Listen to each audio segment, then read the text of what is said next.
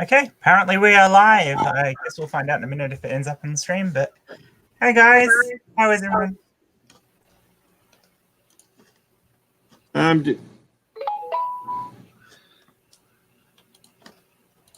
doing good. That's cool. And you're disappointed as well about the movie. Oh yeah. Well, like I haven't seen it, and seeing the reviews coming out, I don't want to see it. Yeah, I kind of feel the same too. And how are you, Dave? I'm good.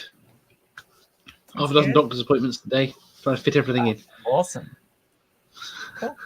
If anyone in the chat wants to hop in, send me a message on Twitter. I will forward the link if you're not in one of the groups where I've already posted it. Assuming that I noticed that you sent me a message, I'll try and pay attention. Just DM me.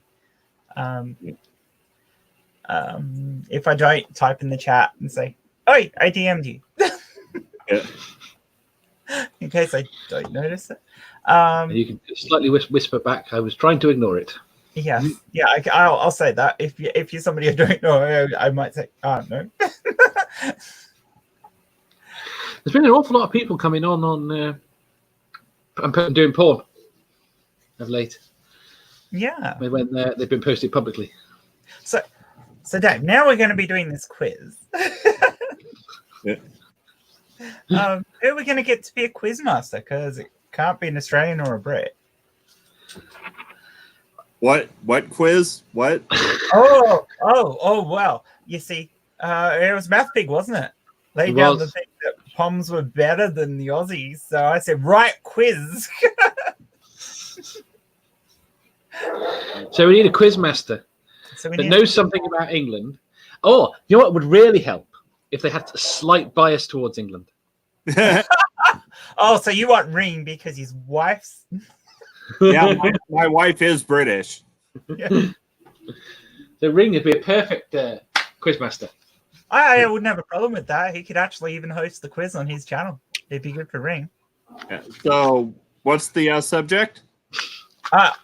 General knowledge. General knowledge. Trivial pursuit questions if you want. Okay. The idea is to run a quiz where we'll have a we'll organize two teams. I don't know. Maybe we'll have the quiz master and two people from each team at a time, and you rotate people in and out of the quiz depending on which round. If we did it right, we could do. If we did it, we could do 2 stream labs. How? So each team can be a six person team into one person, and then from there to one person stream. Yeah, we could. I can do that. I've got the mixing stuff to do that. But ideally, if we're going to do that, we probably want somebody who's not actually in the streams to be the person who the problem does is we really want to be able to talk amongst ourselves. Or do we? Oh, for each side separately from answering. Well, we could do it as two. Actually, we could do it as two separate streams. Well, 3 streams. Well, no, you don't do them as 2 separate streams. We actually do it as there's 2 separate chats going on. Yeah. With each, however many people there are in each team. The quizmaster would have to appear in both. So you could have a 5-person team for each side. Yeah. You just filter the audio from one side to the other, and then in the when it plays out, each team is shown separately, and then the quizmaster is shown like in a bigger window. You could probably do it with a Discord server. You could do it with Discord as well. We could do it as 2 separate chat rooms in Discord. Yeah, and not have any video for any of the people in the quiz. Yeah. Or you have actually you why don't we just have it? If you did it as you could rotate which members of the team are visible in the online, so you only have to have one stream going. Yeah. But we all also have a Discord open for each team that actually doesn't go out to the channel, so that people don't hear what we're talking about. Can we increase the delay? Yeah. Why? You can't. Streamlabs is harder, but if you're doing it directly yourself, yes, it's a lot easier. Because if we have about a minute delay, it wouldn't matter if the other team could hear. Yeah. Or if they could hear live. Do the people have to? Well, if each team's asked their questions independently, it wouldn't matter anyway. Because you could do it like, what was that? What's the show that you guys have over there? Eggheads. I've not seen it in years. Yeah, but we could do it that style. No, I can't remember what it was like. The point is, if you're asking different questions to each team, yeah, to each team, I think you're still going to want. I was going to work on something. I might have a look at it. I was thinking about putting together or something we could use as a buzzer. Well, I think the best thing is if we're going to do it, what we do is we ask somebody like Bull, who is really nice, if he would produce it. Yeah. And that way we've got somebody who really knows what they're doing. Oh, yeah, because if we want to get fancy with it, we're going to need someone who knows what they're doing. Knows how to produce it. And Bull would do it as long as we organized him. You know, if we organize it 3 or 4 weeks in advance, that's not going to be a problem. Yeah. So I think that's what we do. We go to somebody like Bull and say, this is what we're going to do. We make up a bit of artwork to go with it and give it to Bull, and he produces. We pick somebody to be the quiz master, which I'm sure Ring would love to do. Oh, yeah. And we put it out on his channel. See, I think if we do one quiz, I think we'll get other people interested. I don't think we... Oh, yeah. I reckon we could do more quizzes later. I think it'd be a great fun thing to do. Be on different people's channels. Whoever's the quiz master is the person who ends up being the host. Yeah. So we'd all take turns in being quiz masters for different countries doing whichever. Because, I mean, there's enough of us around. You know, we can have Canada versus the US as well. And yeah. No, I was going to... I mean, in all honesty, it's not hard to find several different teams and we could actually have a bit of fun with it. Yes, I'm slightly worried about excluding the people in the States. Yeah. Well, how do we? Yeah, you could only have one US team. Well, yeah, but the people who are in it can change each time you have a quiz. It doesn't always have to be the same people in the team. They just have to be from that country. So you can be in the UK team. You really want me to go with my half pom side and be on the UK team, don't you? Just to hit the other Aussies off. I was born here, so yeah. I have been to the UK though. I want to win. and you don't think that Math Pig's actually going to be pretty good at this? I think the Brits are going to win. Given the people that we have to draw from, and this is nothing nasty on us, on any. It depends on what you're going to have the questions on. Yeah, but general knowledge, I'm pretty good, and so is Mero, and Chris isn't too bad either. And then after that, everyone in our group is really specialized in what they know about. Yeah. It could be a major route for you guys. I mean, we don't know any science. That's what. But don't forget. Yeah, but don't forget. It doesn't have to be the general UK people you're thinking about. I mean, it can for this one, but you do a later one. You've got people like Simon Dan or entirely. If it's interesting.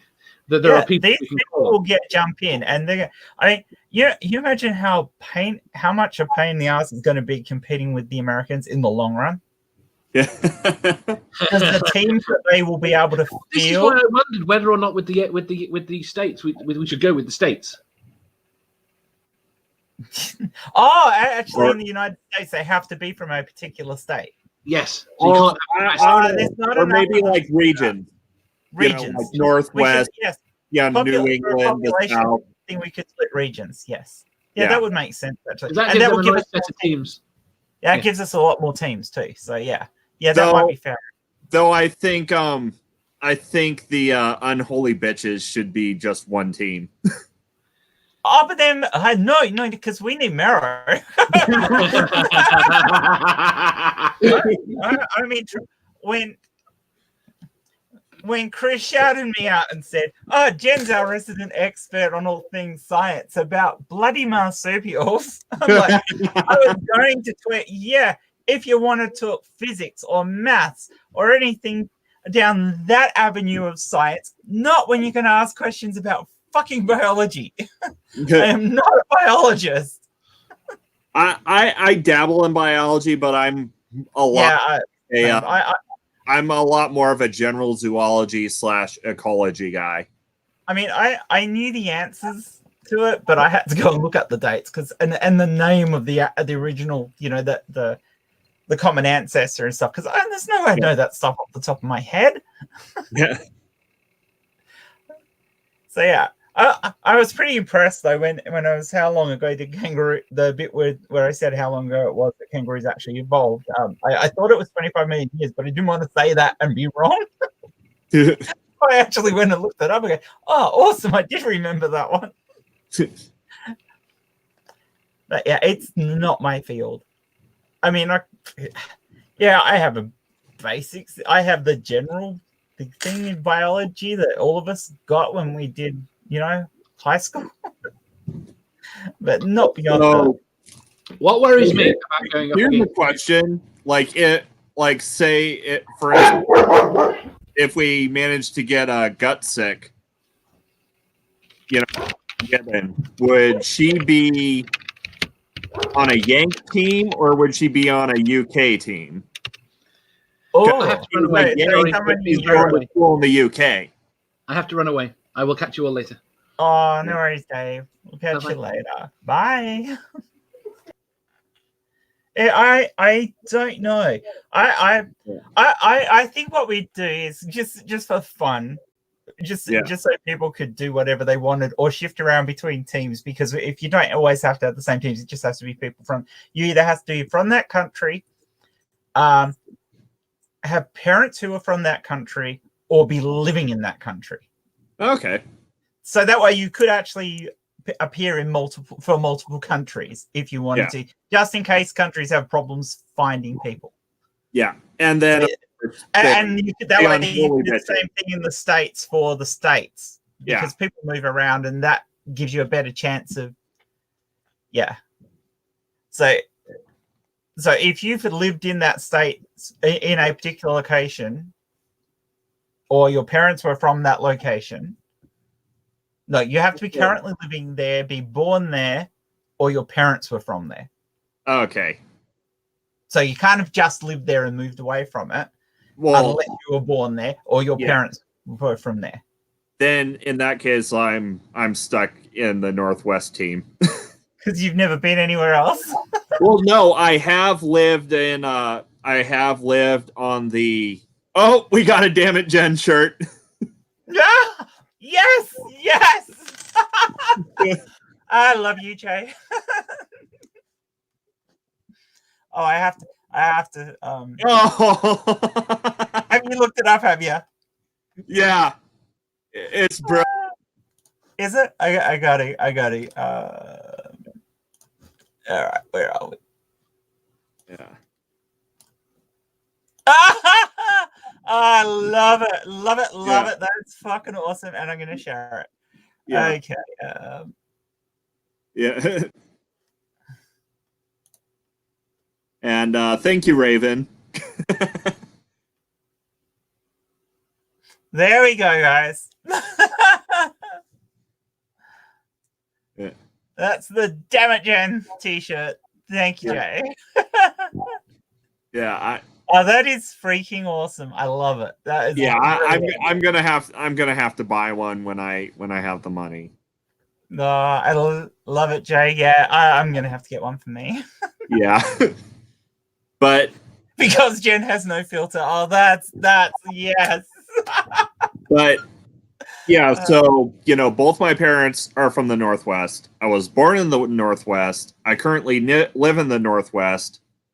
I live, in the South on the border of Kentucky and Tennessee for 3 years, but that was while I was in the Army.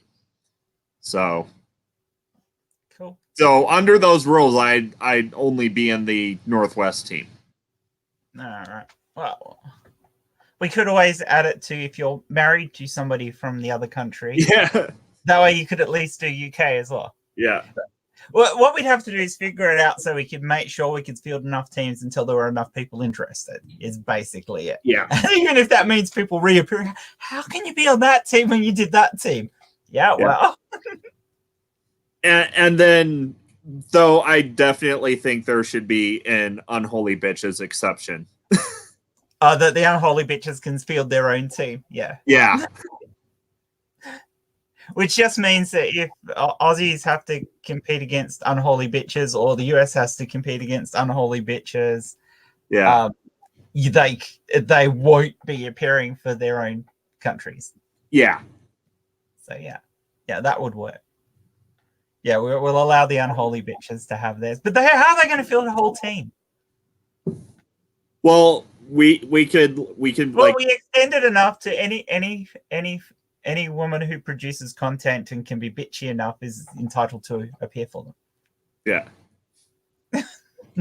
or maybe they could add a pair of skeptics since he's fake Marrow.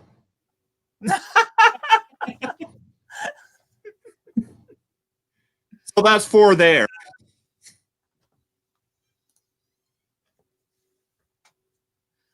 No Google. Oh no, definitely no Google. Yeah. Quality of life. I think Denver's there.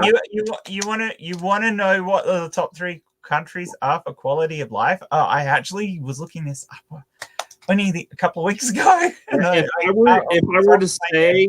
If I were to guess, I'd say Denmark, Japan, and I'm not Sweden. I'm not sure if Japan fitted in the top. Canada was up towards the top. Australia was about 18th or something. Because I suppose mostly because our internet sucks. But I know we went in a couple of Scandinavian. Yeah, I knew Canada was up the top, Denmark, and then Sweden. Yeah. I got 2. I got 2 out of hey, between us, we did it. We got all 3 between us. So there you go. We did well. As a team, we do well. As a team, we did well.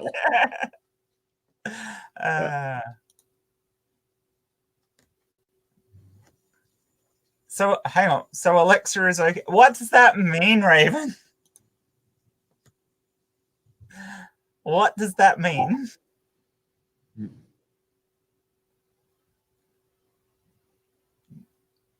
Okay, she's not going to tell us.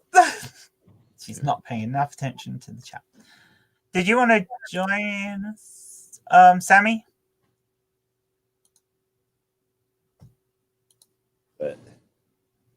Nope, he hasn't said anything.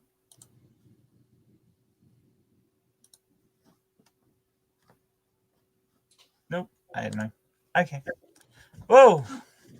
I've still got that window open and it's popping me up ads. So, yeah, Dr. Doolittle. Oh, yeah. Now, do you reckon he could have talked to marsupials? Yeah. Because I mean, in the original movie, I mean, he did a lot of study for a lot of years to be able to talk to a lot of animals. But yeah, did he actually study marsupials? That is an interesting. Would he have been totally lost talking to the kangaroos? Yeah. I mean, obviously Robert Downey Jr.'s one has no problem because he's got the magics. Yeah. Which, as I said, I thought it totally ruins the story. Well, and obviously people agreed. Well, from the review, the reviews I've seen, the power thing isn't the only thing lifted from the Eddie Murphy movies. Yeah, no, it's very much it sounds like it's been very much done as a kids movie. Yeah. And, which you could do it as a kids movie, but you can't do it as a kids movie, Yeah. See, there's nothing wrong with taking the original material and toning it down for kids. Yeah. but that's different to rewriting it and pretending it's the same story. Yeah. And I have a problem with that, and I have a problem when they do it with anything. And it doesn't really need that much toning down because it was written as, a series of kids' books. Yeah. You just kind of have to address the talking elephant of the room of casual Victorian racism. But I mean, come on, that wasn't any different to like Pygmalion then. Yeah, or pretty much any other book that came. Sherlock Holmes. Yeah, or even the World of Worlds, which was like literally, don't imperialism is bad. Don't be an imperialist. It still had that casual Victorian racism in there. Oh yeah, definitely. Yeah. Oh, now we have to do War of the Worlds. We have to as on your stream. Oh yeah. We have to do War of the Worlds. We have to talk about the musical. Yes. And I was going to say who's musical, and then the whole name just went right out of my bloody head. Yeah, Jeff Wayne's musical version of War of the Worlds. We need to talk about that. We need to we need to get Pastor involved in that one. And a couple of the movies that has come out. And I haven't seen the new TV series yet. Oh, I haven't either, but I really want to. Yeah, I'm thinking maybe I should try and at least watch some of that before we do that stream. But I'd really like. I mean, there's quite a few shows we really want to do for that. In case nobody has knows yet, on Wondering's channel, and please go and subscribe to Wondering. He's freaking amazing. He's been doing a stream that I've been in the 2 that he's had so far, and I'm intending on being in a lot more of them. Where we're talking about stories and things like that, and talking about Atheist Pastor. Here he is. Hey, hello. What's happening, people? Oh, we were talking about on Chris's stream. One of his ones about story tropes, things like when we did The Witcher and Tolkien. We're thinking doing War of the Worlds. Yeah. So we thought you might be interested in joining us when we do that one. Oh yeah, I can recite the thing off the top of my head. I love it. Yeah. Well, we thought we might talk about the musical as well as some of the adaptations to television and movie. Jeff Wayne's War of the Worlds is the greatest thing ever. Yeah. I love it. I last time the show was done live in Perth, where I am, I was bloody in Melbourne. I went and saw it in Sydney, and they had Shannon Noel playing Parson Nathaniel. And he smashed it. Absolutely smashed it, Nolsey. Yeah.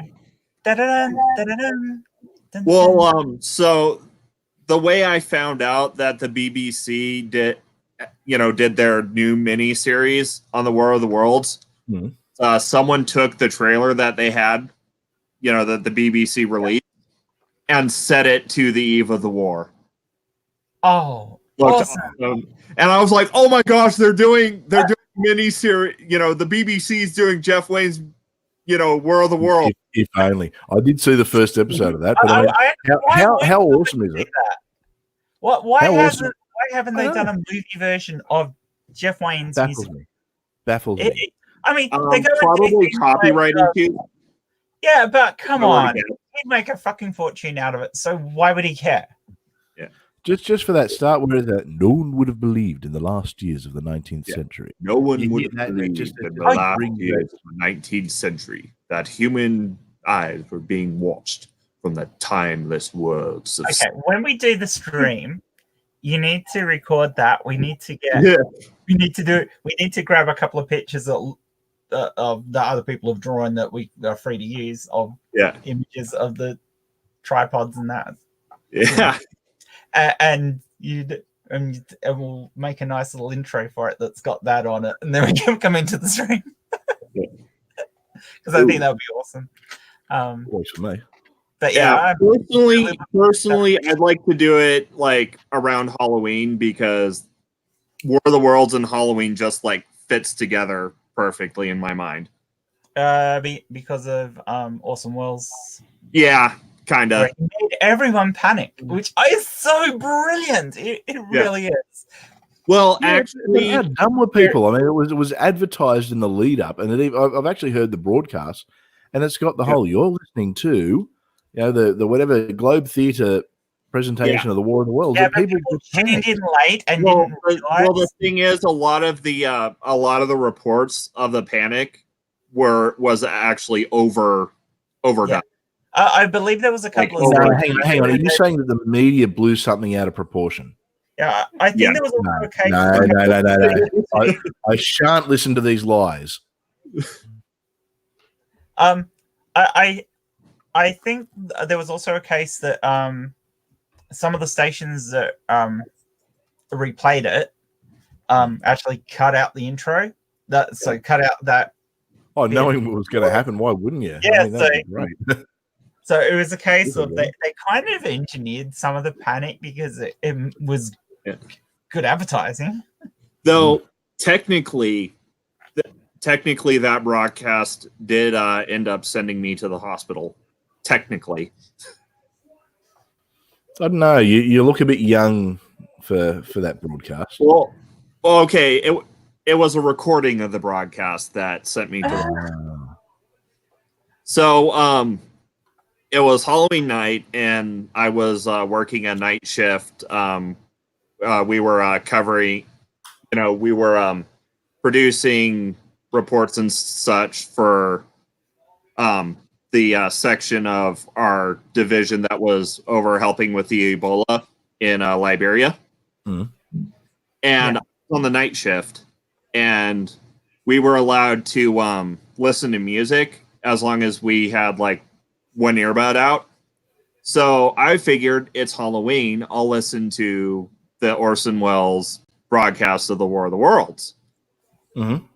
And so anyways, Sergeant calls a meeting. So I rush over and, I yank the earbud out and rush over. And it was one of those with the rubber bits and the rubber bit. So the rubber bit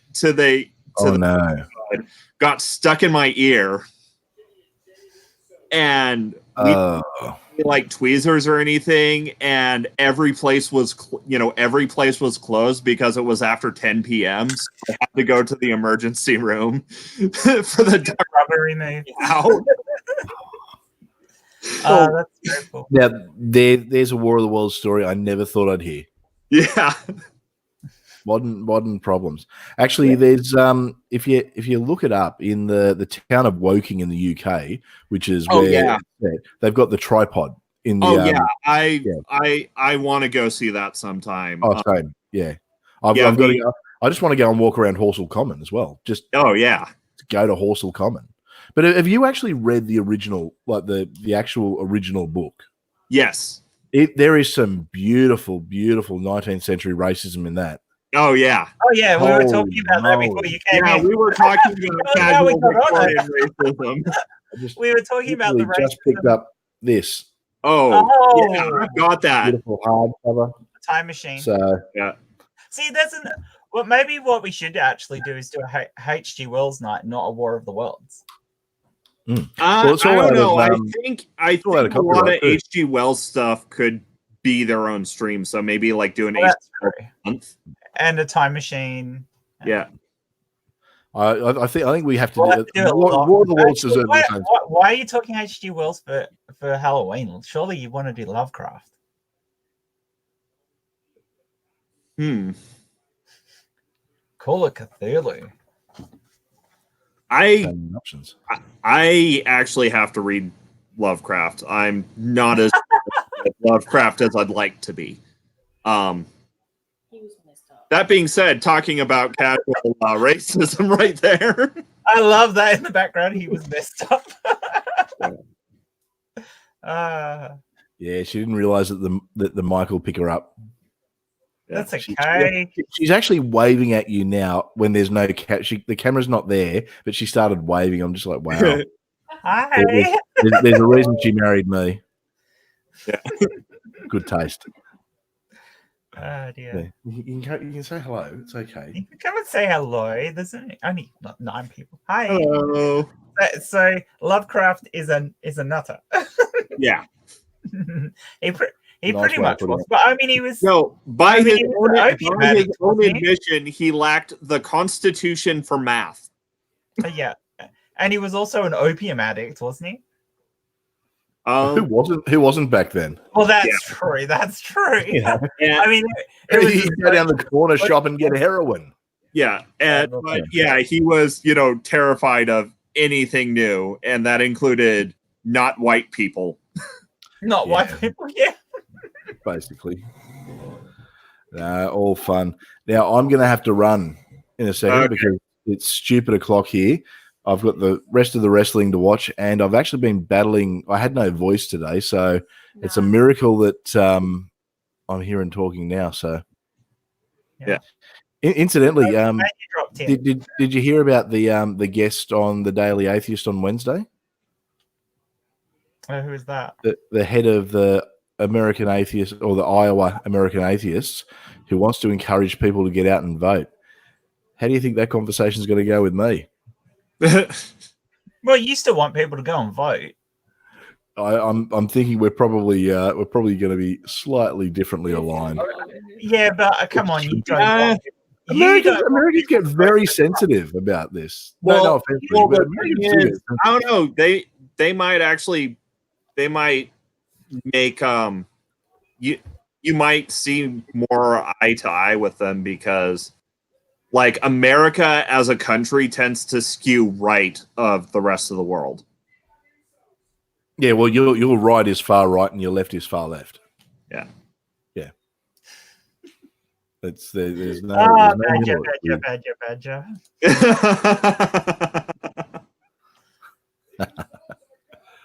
Well, we were in the Empire, so I guess we can't complain, can we? Yeah. Oh, we complained. We did. We complained. Look how it went for us. Yeah. You guys complained a bit more vigorously than we did. Yeah. Well, it was their complaining that led to they needed somewhere else to send the convicts. So, Australia. Yeah.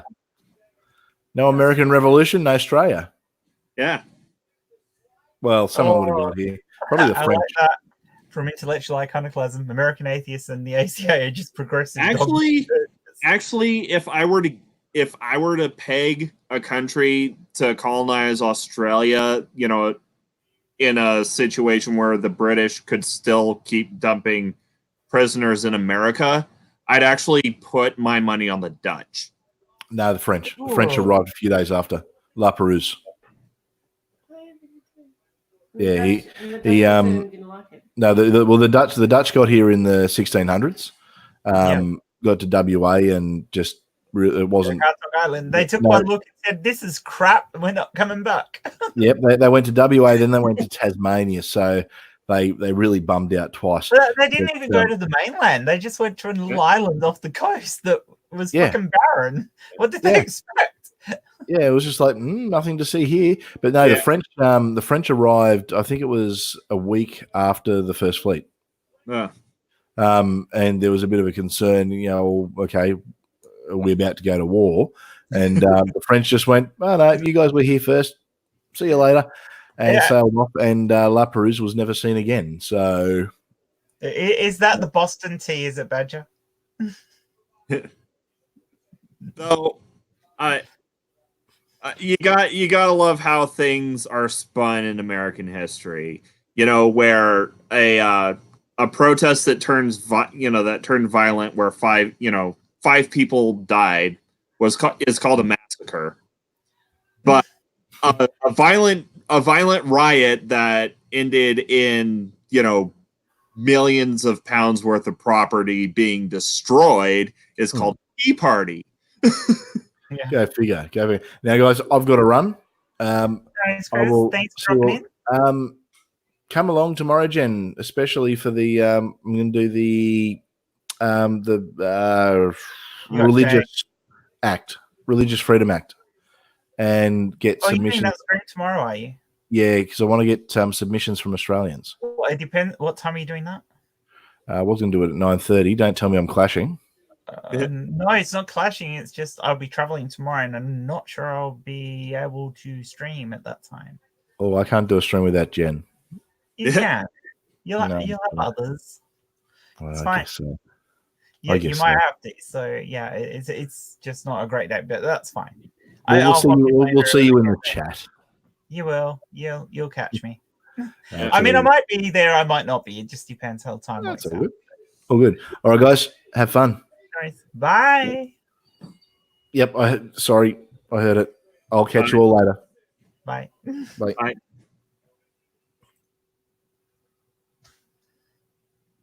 So Badger, if you want to argue about this with Ring, maybe you should hop in and argue. Well, it looks like Iconoclasm and Ring and Iconoclasm and Badger are going back and forth on it. See, that's the thing. That's the thing. You know, when you've got Yanks and Pommies in the same chat, you don't bring up Boston. Yeah, why the hell was it called a tea party? Well, it's because, you know, I know what they did, but that's not the point. How is that a party? Yeah. Well, like I said, only 5 people actually died in the quote unquote Boston massacre.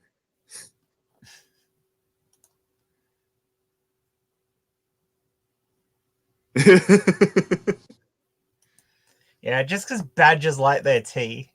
Coffee, Badger. Coffee.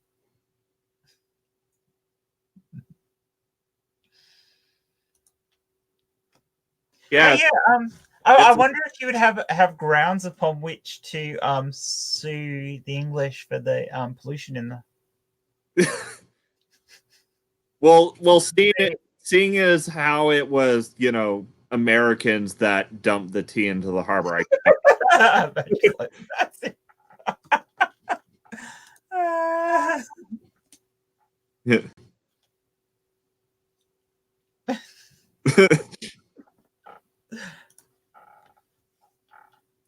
Yeah, come in here and say that, man. Oh, he is. Hi, Badger. All right, that's it. Looking for the tea ring. I will come round to your house and I will do grout work in your bathroom. I don't know. I really don't like tea very much. You'll have to deal with like the crazy crackhead badgers that we have in the States. I should mention I joined while drinking tea. I drink tea myself, so I got water, but not. I take it you've seen the comparative pictures of badgers. Yeah, I saw the baby badger you sent. That was adorable. Was that your baby? We've got the British badger. You know, it looks like we'll invite you back to its lovely country cottage for tea and custard creams. And you have the American badger. Looks like it will invite you back to a back alley for a curb stomping in order to pay for its meth habit. And then you have the African honey badger. Isn't it? Oh, the African just does not give a fuck what you think it looks like and will bite your fucking legs off. Yeah. Yeah. I don't know why, but America does get like the crackhead version of like other animals. Like you've got the Australian possum, you know, which is kind of sweet and cute looking, and then you have the American possum, which looks like a crackhead version of the Aussie possum. I gotta say, I've never got on with possums. We're not close, me and possums. Yeah. Being separated by a pond will do that. Exactly. Yeah, I love the way you guys call a fucking ocean the pond. Yeah. It's a big pond. There's a big pond with some big fish in it. Yeah. Don't ponds usually have amphibians though? I'm midway through writing a character to play in a Shadowrun game. and I've made like a submariner kind of guy. Nice. Like a do you know the Shadowrun stuff? All right, it's kind of like a well, yeah, I know Shadowrun. It's like a vaguely near future thing with magic and also future tech. Yeah. So my Submariner guy, I was trying to think of a fucking name for him, and I wasn't getting anything, so I've just called him Decker Squid. Decker Squid.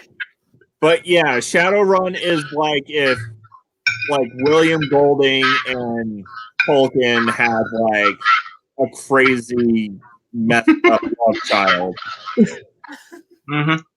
And I'd love to play that. Just that setting looks amazing. I beg to differ.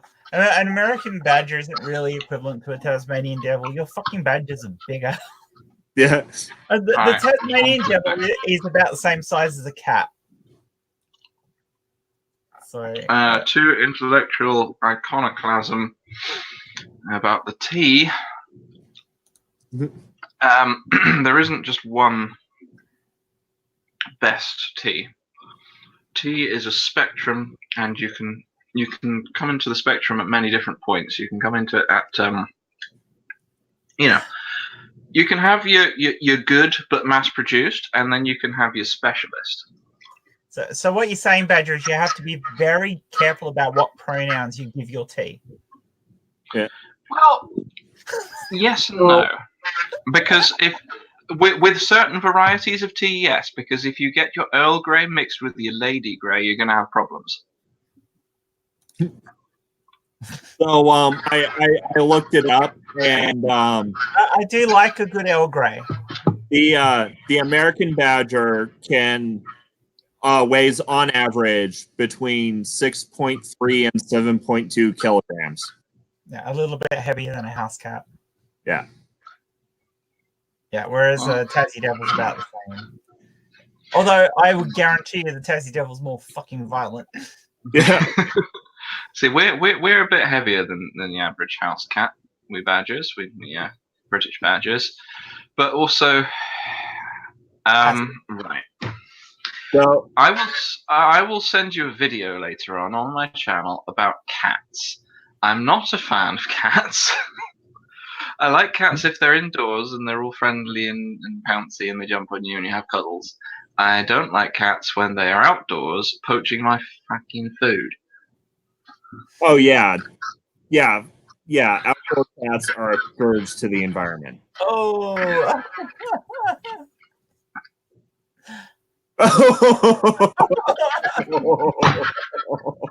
Them fighting words.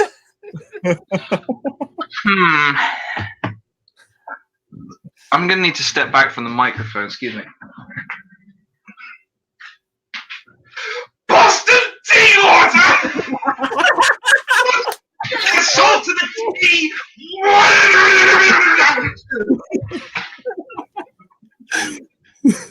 And this is why you don't bring up Boston when you're talking with Brits. What was I?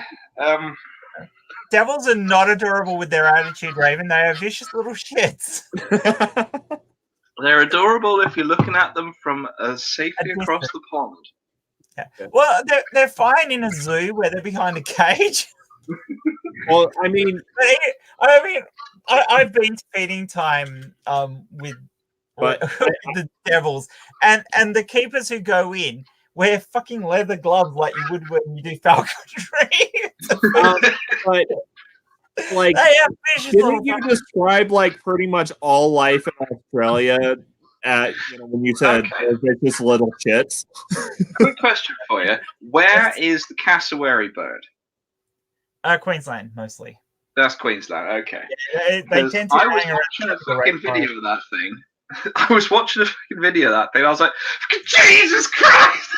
Yeah, they're about the same. They weigh about the same as an emu, but they're shorter. But yeah, they had like fucking velociraptor feet. Yeah, they do.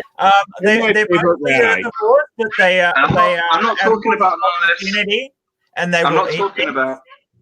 and they will I'm not hunt. talking about none of this bullshit velociraptors, like the actual ones that are like chicken size. I mean the Jurassic Park ones. So Yeah, you no. mean like Utah raptor? Yeah. Yeah. Yeah, no, because cassowaries, whilst they're mostly herbivorous, they are omnivores. They will eat anything, and they are animals of opportunity, and they will hunt, and they will hunt in groups. So the And cassowaries. they are not no, they're not normally a pack animal. That's the interesting thing about them. But they will go pack hunting if they're all hungry enough. So generally speaking, Fucking hell, there's a daddy long legs in him. yeah, and they've been known to attack humans. Yeah, I've seen them in the videos. They're vicious and all. That being said, they are my favorite radites.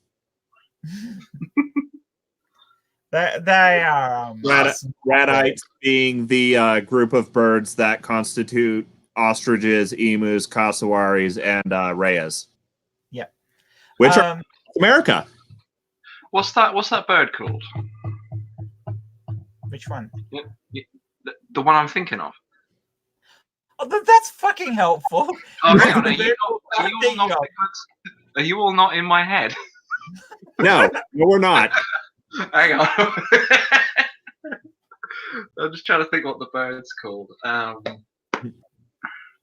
Aussie bloke wrote a song about it. It's the one that eats from your bins. Bird that eats from your bins. Or just about any bird if they can get away with it. Crows will do that. One that drinks the bin juice. I have no idea.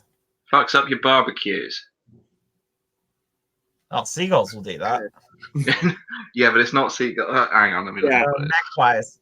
Yeah, Watchtower says ibis. Aussie bin juice bird.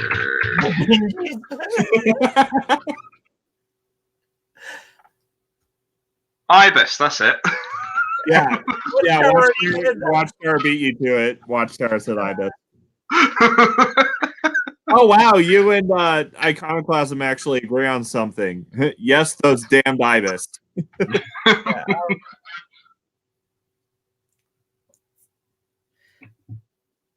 Yeah, we've got a lot of vicious animals in Australia. Even roos can be dangerous. Do you really? Yeah. Yeah, we don't have anything that's... Well, I mean, we've got poison snakes and spiders, but I mean, everywhere's got them. So we don't have very many poison snakes. Australia is the only continent with more species of poisonous snakes than non-poisonous. Or we've got lovely grass snakes that go slithering away if they hear you coming.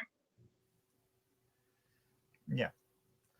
But even though we don't have a lot of really big animals, like you know, we don't have large cats or anything like that. We've got a lot of other animals that are just vicious little shits who will attack humans, but not necessarily kill you, but maim you badly. Oh, you know what? I think that might be actually worse. Apart from our crocodiles, who are nasty. Yeah, you find out alligators in Florida. Our crocs are twice the weight of your alligators, and because the salty are fucking enormous, and they will come into inland estuaries, and they will attack people if they're swimming. But here's a difference between the UK and Australia. Yeah, we badgers are other than it being fucking hot, and I would probably die as soon as I got off a plane there. Yeah. We badgers are the largest terrestrial predators in the United Kingdom. That is not the case in Australia. Yeah.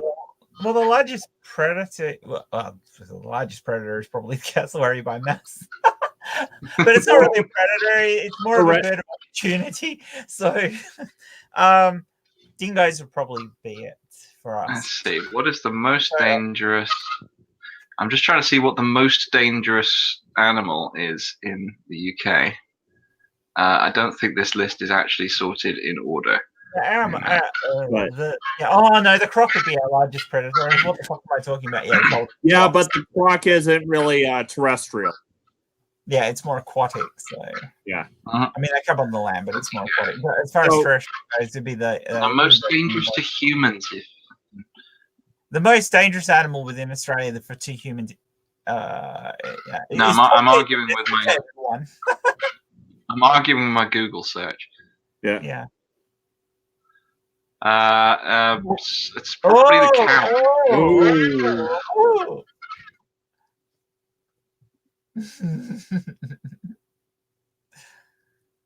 He's not wrong though. That's the problem. You can't argue that one, Badger. You fuckers aren't predators anymore. You sit in your house and you have bits of animal brought to you.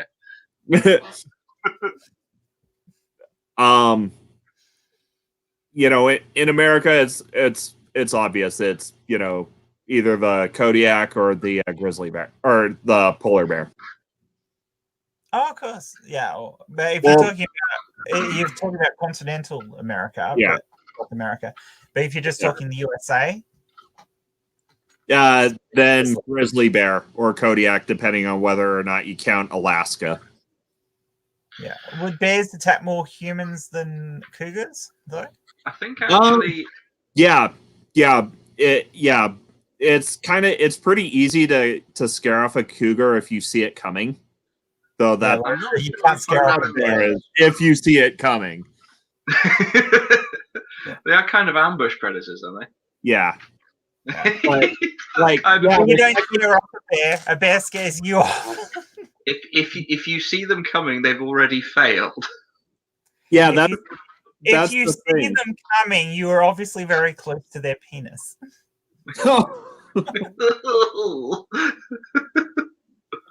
That's a good question. Does a cougar have a penis bone? Oh. I do not know if mountain lions have bacilla or not. Probably. I mean, most does a cougar have a penis bone? Sacrificing his search history. I love to see your Google history. I use a VPN. I'm fine.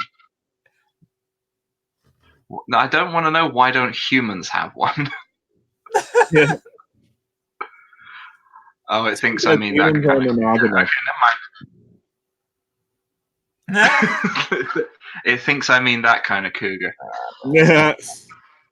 Now, what I was going to say was, I think actually, I'm not sure if I'm quoting this right, so if I'm talking a load of bullshit, somebody please let me know. But I think somebody else has got fighting words there, Badger. You'd have to compete with the UK government. What was I going to say? Yeah, so I think actually by annual deaths, the cow might be the most dangerous UK animal. Yeah, I think that would be the same thing in Australia. Actually, there would be a domesticated animal that's going to be the most dangerous. Yeah, because people are stupid around cows.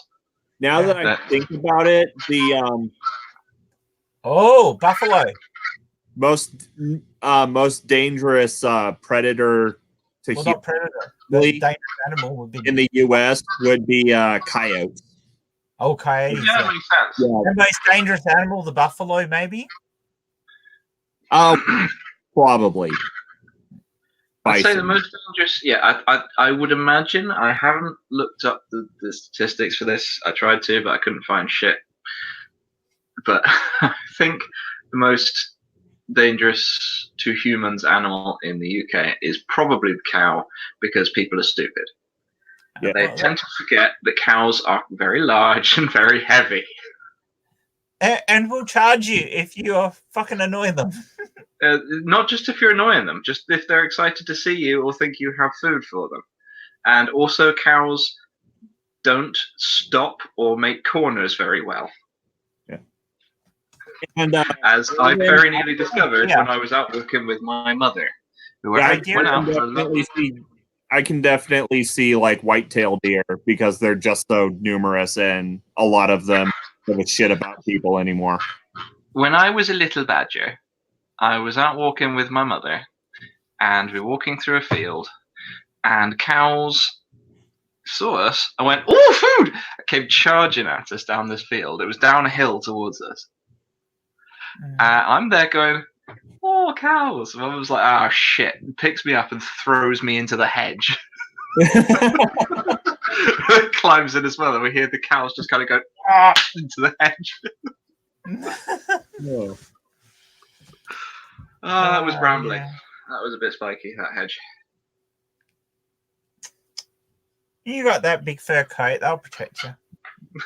I wasn't wearing that then. Yeah. Oh, you mean my Take natural your one? coat off? Yeah, I mean your natural one. Yeah, no, the natural one is it's nice, but it's not so good once you get thrown in the brambles. I will concede the moose point. The moo point. The moose point. The moose, yeah. Yeah, moose I are mean, it's probably just as dangerous. likely that a domestic animal is the same in the US because we're around them all the time, so we're more likely to get attacked by them. But yeah, and yeah, if you live in if you live in an area that has moose would be more dangerous. But that being said, there aren't as many areas with moose as there are with bear. I think the although, plural to be should quite honest, the animal that you're most likely to be attacked by is a human. Yeah, I think the plural should be meese. Meese. well, actually, it's not an English word; it's an Algonquin word. It's from a what now? It's from Algonquin, Native. a Native American language. Okay. Yeah, it's a Native American word. The Algonquin were in like southeastern Canada, northeastern U.S. that region. But by where, I'm guessing unfortunate things happen to them. They might. I mean, they might still be there on like reservations and stuff, but.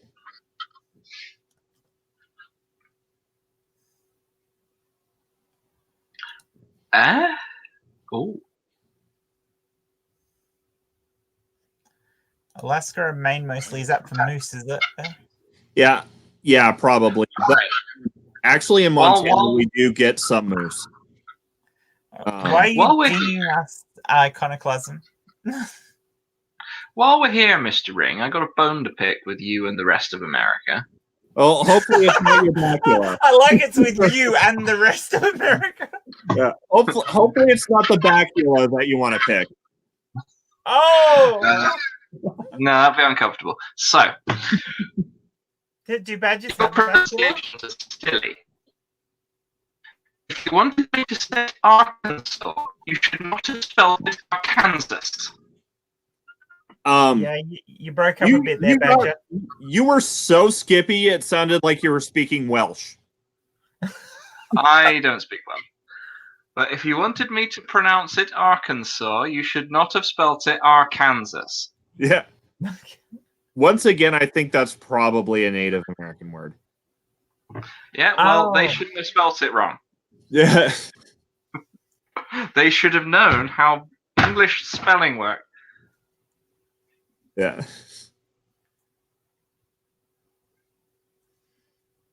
Oh, yeah. I you know what? Yeah.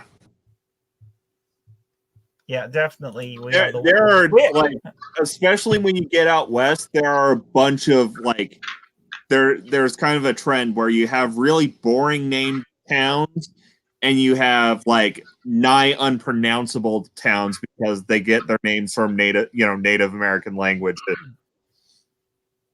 But the Cornish do speak Cornish, or some of them do. That's right. There is a road not far from here that's got they've named after the local Aboriginals named, and it is unpronounceable. How is it? It's Mendigajiburugudubab. I don't know. The word is like about 15 letters long, and it's all this weird stuff. It starts with an M and ends in an up, and I've got no idea what it is. And I'll have a Q, another Q, and a Batman symbol. Okay, let's see. Hold on. I'm just going to see if I can find a book I have somewhere. Oh, where is it? Ah, is that what it is? That's what the history of Arkansas and Kansas is. Okay. So that was like Why the did start you of the start American saying Civil wrong? War.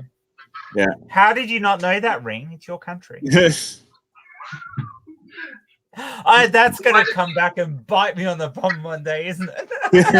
You're going to remember I said that again. How the fuck do you know that, Jen? It's your country. Yeah. Now, where's that bloody book? Oh, no, that's the wrong book. That's the Because little you can book definitely do that with me with history. Yeah. Unless, yeah. Like Sammy in the chat trying to ask me when bloody Einstein was sakes, born probably in the loft. or died. Anyway. I can't remember what it was he asked actually. No, it must have been when he died. I don't know. Yeah. We have some great we have some great place names in Britain. Yeah. Oh, you do. There's a town called Lost. Yeah. Lost. Yeah. You've got a place called Penis as well. Yeah. There's one in Nottinghamshire called Bunny. Bunny. We've got in Gloucestershire, Cat Brain. Yeah. You've got a. Is there a no? There's a clear. There's a penis, isn't there? That's right. Of course. Yeah. Oh, I wouldn't go to North Yorkshire. There, it's full of crackpots.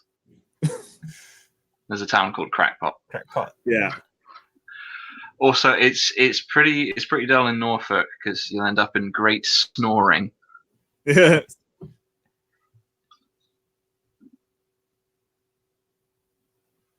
Yeah.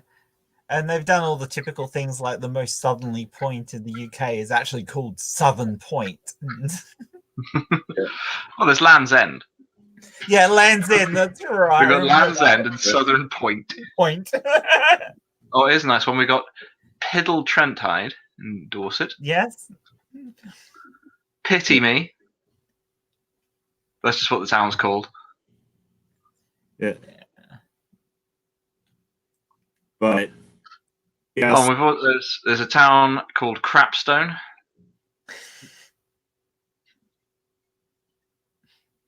Do you wipe with that, or is it just where you do your crap? Also known as Shit Rock. Shit Rock. Yeah. Humpty Bong. Isn't there there's a Humpty Doo as well? Probably. Here, not in Australia. There's a Humpty Doo. And Wagga Wagga, of course, as everyone would know. Yeah. And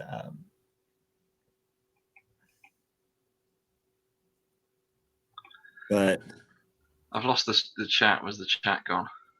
yeah. Yep. Cockburn. Don't go there. It's uncomfortable. Yeah. The suburb of Cockburn is only 15 kilometers from where I live. Ah. What's the temperature there? About the same as it is here. What's the temperature there? Fucking At the hot. moment. Well, it's actually pretty good at the moment. It's probably about 24 degrees Celsius at the moment. Which is 24 degrees. What time is it there? 11 o'clock in the evening. That's nighttime temperature. Yeah. I'll be dead. It's not hot. It feels really nice. Right, just a minute. I like this temperature. Look, in winter we rarely drop below 10 degrees unless Let me tell you what the temperature here is right now. What time is it? It's about 9 degrees Celsius here at the moment. There is frost in the garden, and it's a comfortable temperature for me. Well, you got that big, thick, furry coat. I'd say it's probably more like 12 in here as opposed to out there, but I don't have heating. So I just But badger's burrow is a warmish place anyway. You've got that lovely fur coat, so you should be fine without heating. Not many badgers have heating. Yeah, this is the point. I am fine without heating. I am not fine with Australia's heating. Yeah, Okay, it wasn't particularly hot today. It was only about 34, 35 degrees today. What's the standard summer temperature for you? About that, 35. Anything from 35 to about 40. Yeah, I'd be dead. So it's currently -4 here, Celsius. See, I'd be dead. For me, that's probably starting to get a little on the chilly side. Yeah. See, so in winter, during the day, it rarely drops below 10 degrees. At that point, I might get out a blanket and a heater rather than just a blanket. Yeah, and so we have somewhat regularly gotten as low as -23. Oh, well, Ola's got better temperature for you, Badger. Why don't you go over to Ola's? Well, you see, we'd get into some shit if I did. Yeah.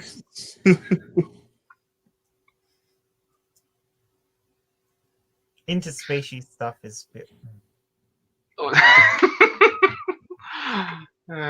Also, you have to understand that one of the reasons that me and Ola get on quite well is we both have this thing where we don't like unexpected things to happen, like people showing up unexpectedly. Yeah. Well, it wouldn't be unexpected. She's in the chat. She's welcome to come in here if she wants and join us. So if you show up at my burrow unannounced, don't. Oof. 120 Fahrenheit in the shade. Yeah, that's pretty hot. I've experienced that. That's up around 50 degrees Celsius. I have actually experienced that. I would literally be immobile. Oh, it is dreadful, and once it gets that hot, it's always a dry heat, and dry heats. But yeah, we can regularly get as low as -23 Celsius without wind chill. That's before factoring in for the wind.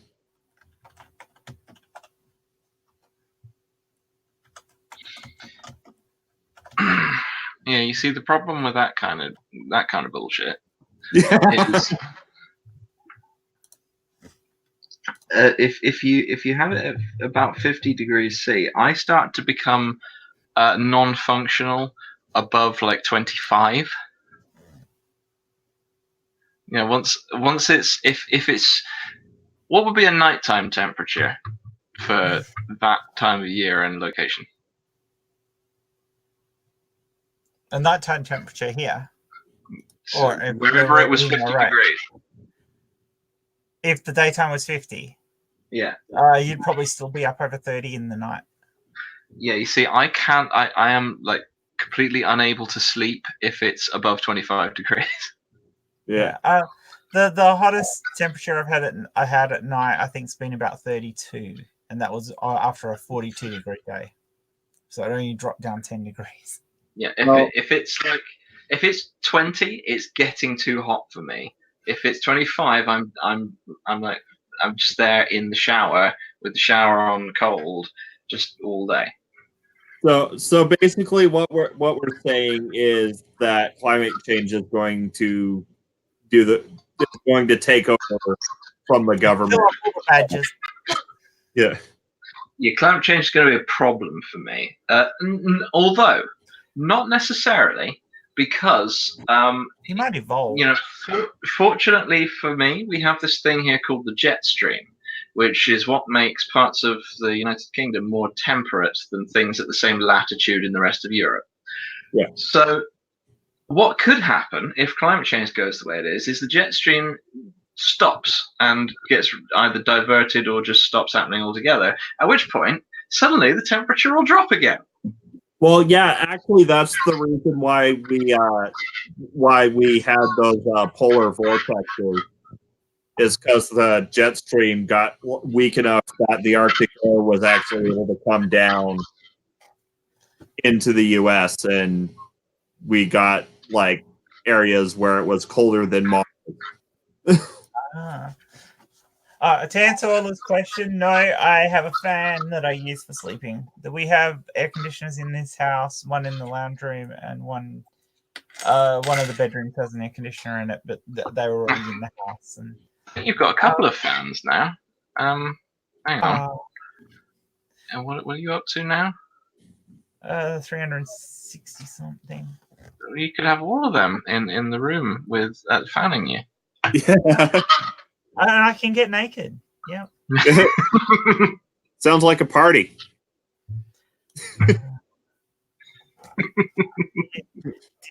Did you like the lovely drawing that the dude had on my video this What? the boats. Oh, I haven't gotten to the flat Earth video yet. Okay. I'm working through. I'm gonna have to try and catch up with this. That's okay. It is funny. Yeah. Watch it right till the end because I did put a blooper on the end, and it's hilarious. Yeah. Me trying to say an easy to say word that I just could not say. What was the word? I can't even remember now, but I got really frustrated. Have you heard Benedict Cumberbatch trying to say penguin? Yeah. Why? He can't say penguin. He was doing. He did an entire BBC documentary about penguins, and not once during it did he say the word correctly. Penguins. He said penglings, penguins, penguins. Well, that's why you should come to Australia, Raven, because you get nice hot temperatures. Yeah. And I can introduce you to my spider collection. What's 75?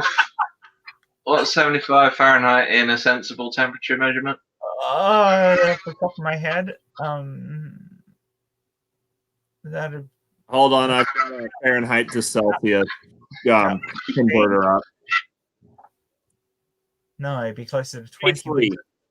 Sorry? It's what? 23.8. 24 degrees. Yeah. Okay, so who said that? I am Raven. If we are ever in the same place, there's a very narrow band of temperature at which we would both be comfortable.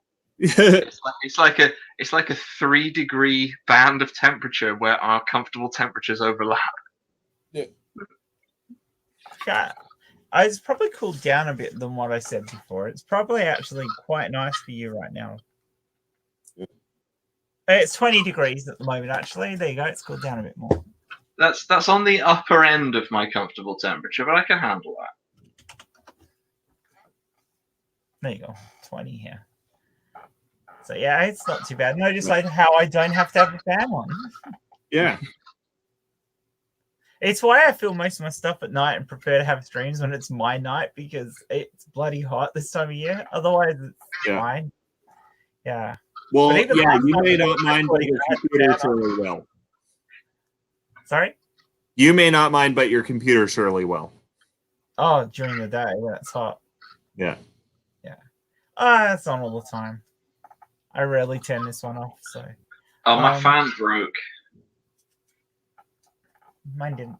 Mine's working. I've had this like floor standing fan for absolutely ages. In the last like 3 years, it's gradually become less functional. Last year, it used to have different settings where you could push a button and it would go from like light, medium, powerful. last year when I turned it on, it all the buttons had stopped working and it only had one speed, and I couldn't turn it off without unplugging it from the mains. And this year it doesn't work at all. Yeah.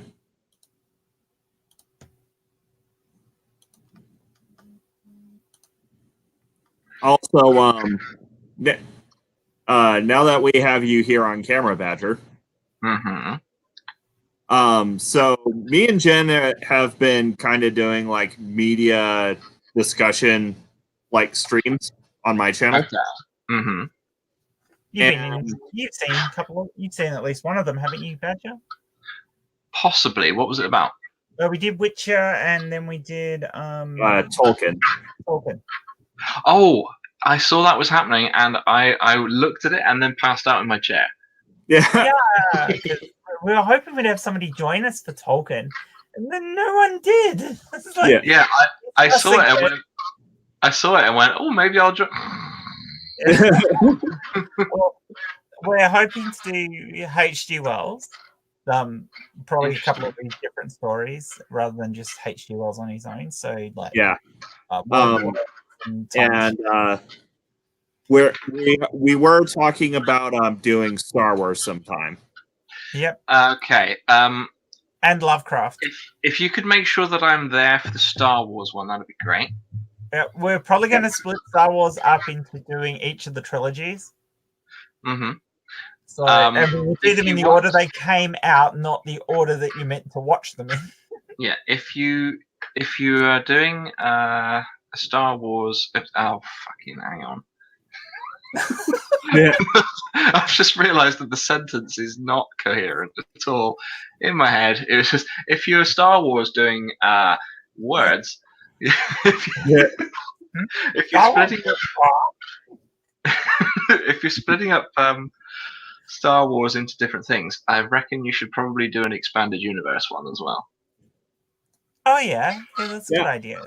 And because we could do Clone Wars and do or just do the expanded universe on its own. Yeah, I would do a separate. If you want to separate it further, maybe separate the Clone Wars from other expanded universe things, because a lot of the expanded universe things are books. Yeah, and if you want, I haven't read, so I'm not great for that. So. Yeah, if you want to get like two people who know some shit about that on, there's both me and Cirrus. Oh yes, Cirrus would be awesome. The other person we want to get on for is Paul. Yeah. The thing with me and Cirrus is I've discovered that we're both very into the Star Wars expanded universe, but we've read almost entirely separate collections of books. Yeah. Oh wow! Like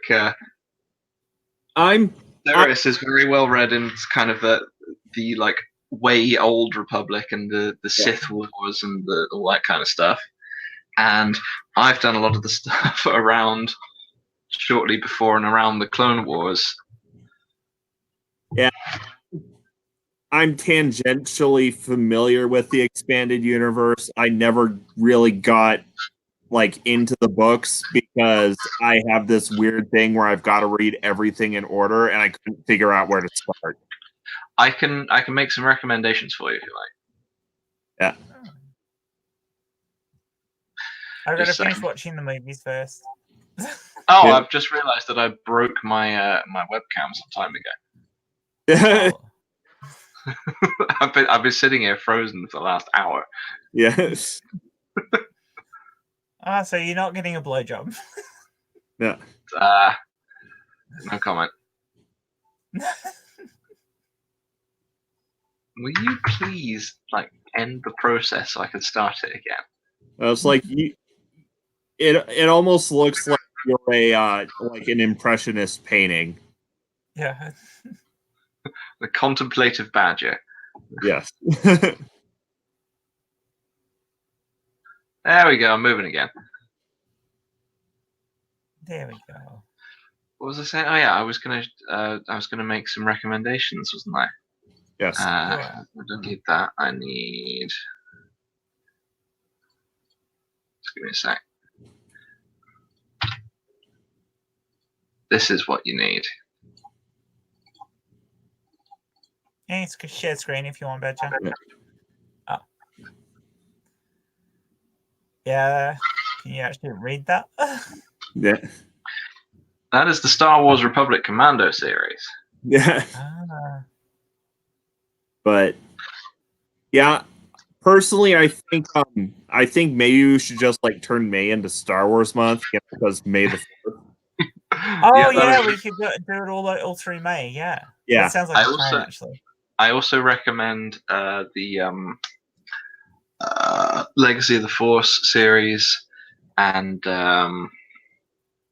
Thrawn trilogy. I've Yeah. heard Not of the the Thrawn Saturday- trilogy. Not the Saturday morning cartoon villain they made him in Rebels, actual Thrawn. Wasn't the Thrawn trilogy written by Timothy Zahn? It was. See, I'm familiar with Timothy's. I know Timothy Zahn wrote Star Wars stuff, but I didn't. But I haven't read any of his Star Wars stuff because, like Have I you said, read any of his other stuff? yes, I've read. DJ's his going to other join stuff. us. Have you read the Black Collar trilogy? Black Collar, possibly not. I recommend that as well, but that's unrelated to Star Wars. But I've read his Cobra trilogy. I've read the Night Train to Rigel series. Interesting. By the way, yes, Orla, I have made the stream about Star Wars again. Yes. And Well, actually, we did. You didn't. We did because we brought this up. Yeah, but it was I came in here. And now it's Star Wars. If we're going to aim for May, maybe we should start it on May the 4th and start it with New Hope. Let me check what is May. Oh, and there's a comment for the panel. Okay, what's the question, please? What they think about Kathleen Kennedy saying we had no source material, so we had to go at this blind. Don't hate us for what we did to the canon. Yeah, Kathleen Kennedy is the bad. Her along with what's his name? Who directed her along with decades of books. Decades. Not only that, they had George Lucas's outlines for what he wanted to do for the trilogy, and they just threw them away. Well, see, I mean, I can see why Disney did it in a business sense, but it wasn't. Yeah. No, I don't mind The Force Awakens. I have issues with how easy Rey had it to bring up Force powers without training. That annoys me. I'm not going to say too much. Because if we're planning to do a discussion on it later, we're blowing my load too early. However, I will say The Force Awakens could have been good if it wasn't a Star Wars film. Well, Last Jedi just pissed me Last off. Jedi can go fucking die. And I mean, it wasn't a bad film, but they fucked it over at the end. Yeah. No, I will say it was a very nice looking bad film. Yeah. I'll give you that. And the Rise of Skywalker felt like I was watching it in fast forward. Yeah, haven't seen it. Yeah, well, I'm not surprised it was going to end up like that. I haven't seen it yet either, but my take on that is that he really had no choice with what they did with the second movie. They didn't move the story along in the second film, so they were left with this entire fuck up. Maybe what we should have done was ignored the second film, pretended it never happened, and made a new second film for the trilogy. Fucking no source material. Lay her out. Go round. Yeah.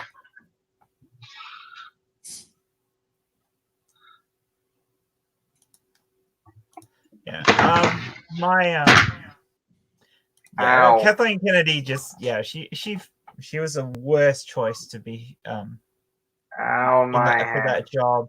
And then Ryan, what's his fucking surname? Who directed the second one? Ryan Dickhead. Johnson, sorry, not Dickhead. Johnson, thank you.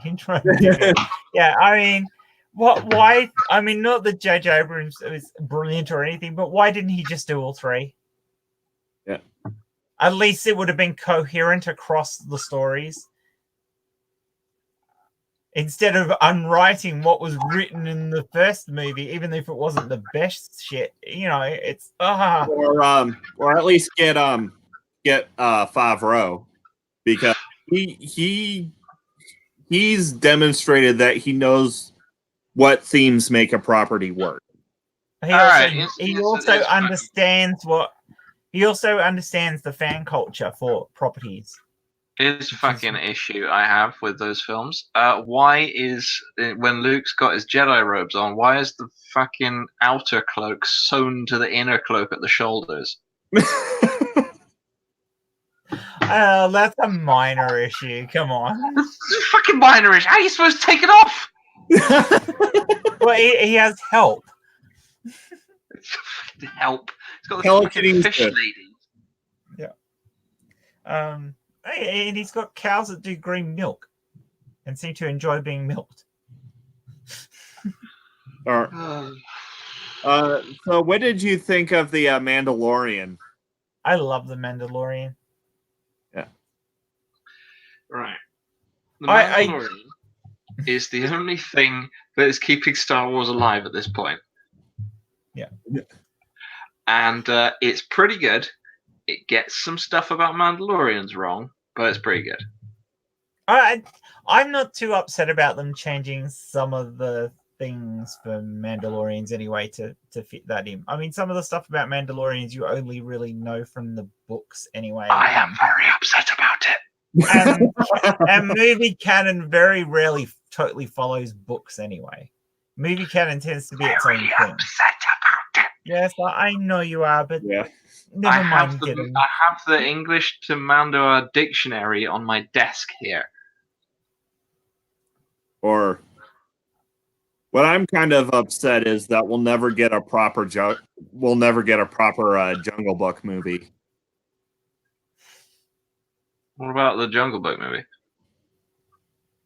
Oh, I mean, the one that was done by Favreau is about as close as we'll get, but to do a proper Jungle Book movie, you're gonna have to do like a hard PG-13 at the very least. What's wrong with the animated one? Bare necessities. It's got a singing and dancing bear in it. And simple bare Yeah, necessities. if you read the Jungle Book, you know everything that is wrong. You know. Look. Don't pick the prickly pear by the paw. You pick the pear, try to use the claw. But the bare necessities of life will come to you. But one of my main problems is that they always just tell the first half of the story. They never go beyond Mowgli breaching the Man Village. Yeah. Yeah. So I understand why, because I imagine it gets a bit darker after that. Yeah, it does get a bit darker after that. Oh, by the way, if you, I'm not going to say if actually, because I'm going to make sure you do. When you read the Republic Commando books, sorry. All right, what Kevin Smith for what? For directing Star Wars?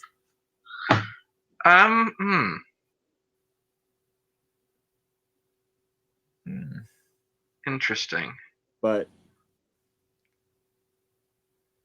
I'm not sure I've actually seen anything that he's directed.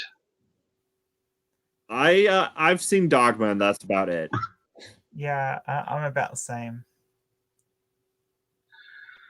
What was I going to say? Yeah, so when you read the Republic Commando books, yeah, sorry about all the emotions. It's quite an emotional book series. Okay. It definitely is for me, anyway. But it's a real tearjerker, is it? For me, it's all right. I've read it quite a few times now, and each time I read it, I notice more and more foreshadowing. All right, so Badger, Star Trek or Star Wars? For me, Star Wars, but I like both. It depends. It kind of depends what mood I'm in, to be honest.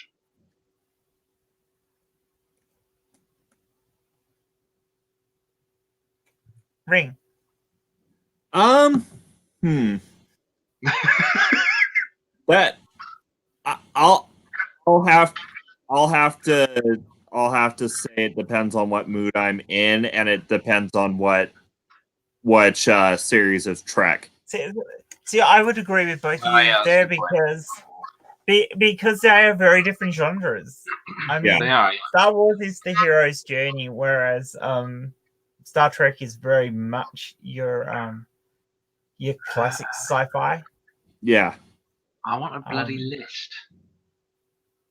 You can put them on your list. If I want proper sci-fi, I'd rather watch Star Trek than Star Wars. Well, Star Wars. But in all honesty, I would rather watch Babylon 5 than Star Trek. Star Wars is more sort of epic science fantasy than it is science fiction.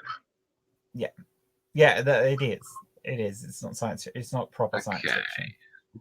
Whereas Star Trek is, and personally, I prefer things like The Expanse better. Science fantasy is a subset of science fiction. Just looking at stuff that Kevin Smith directed. directed. Now I'm going to piss PJ off because my favorite of the Star Treks is actually Voyager.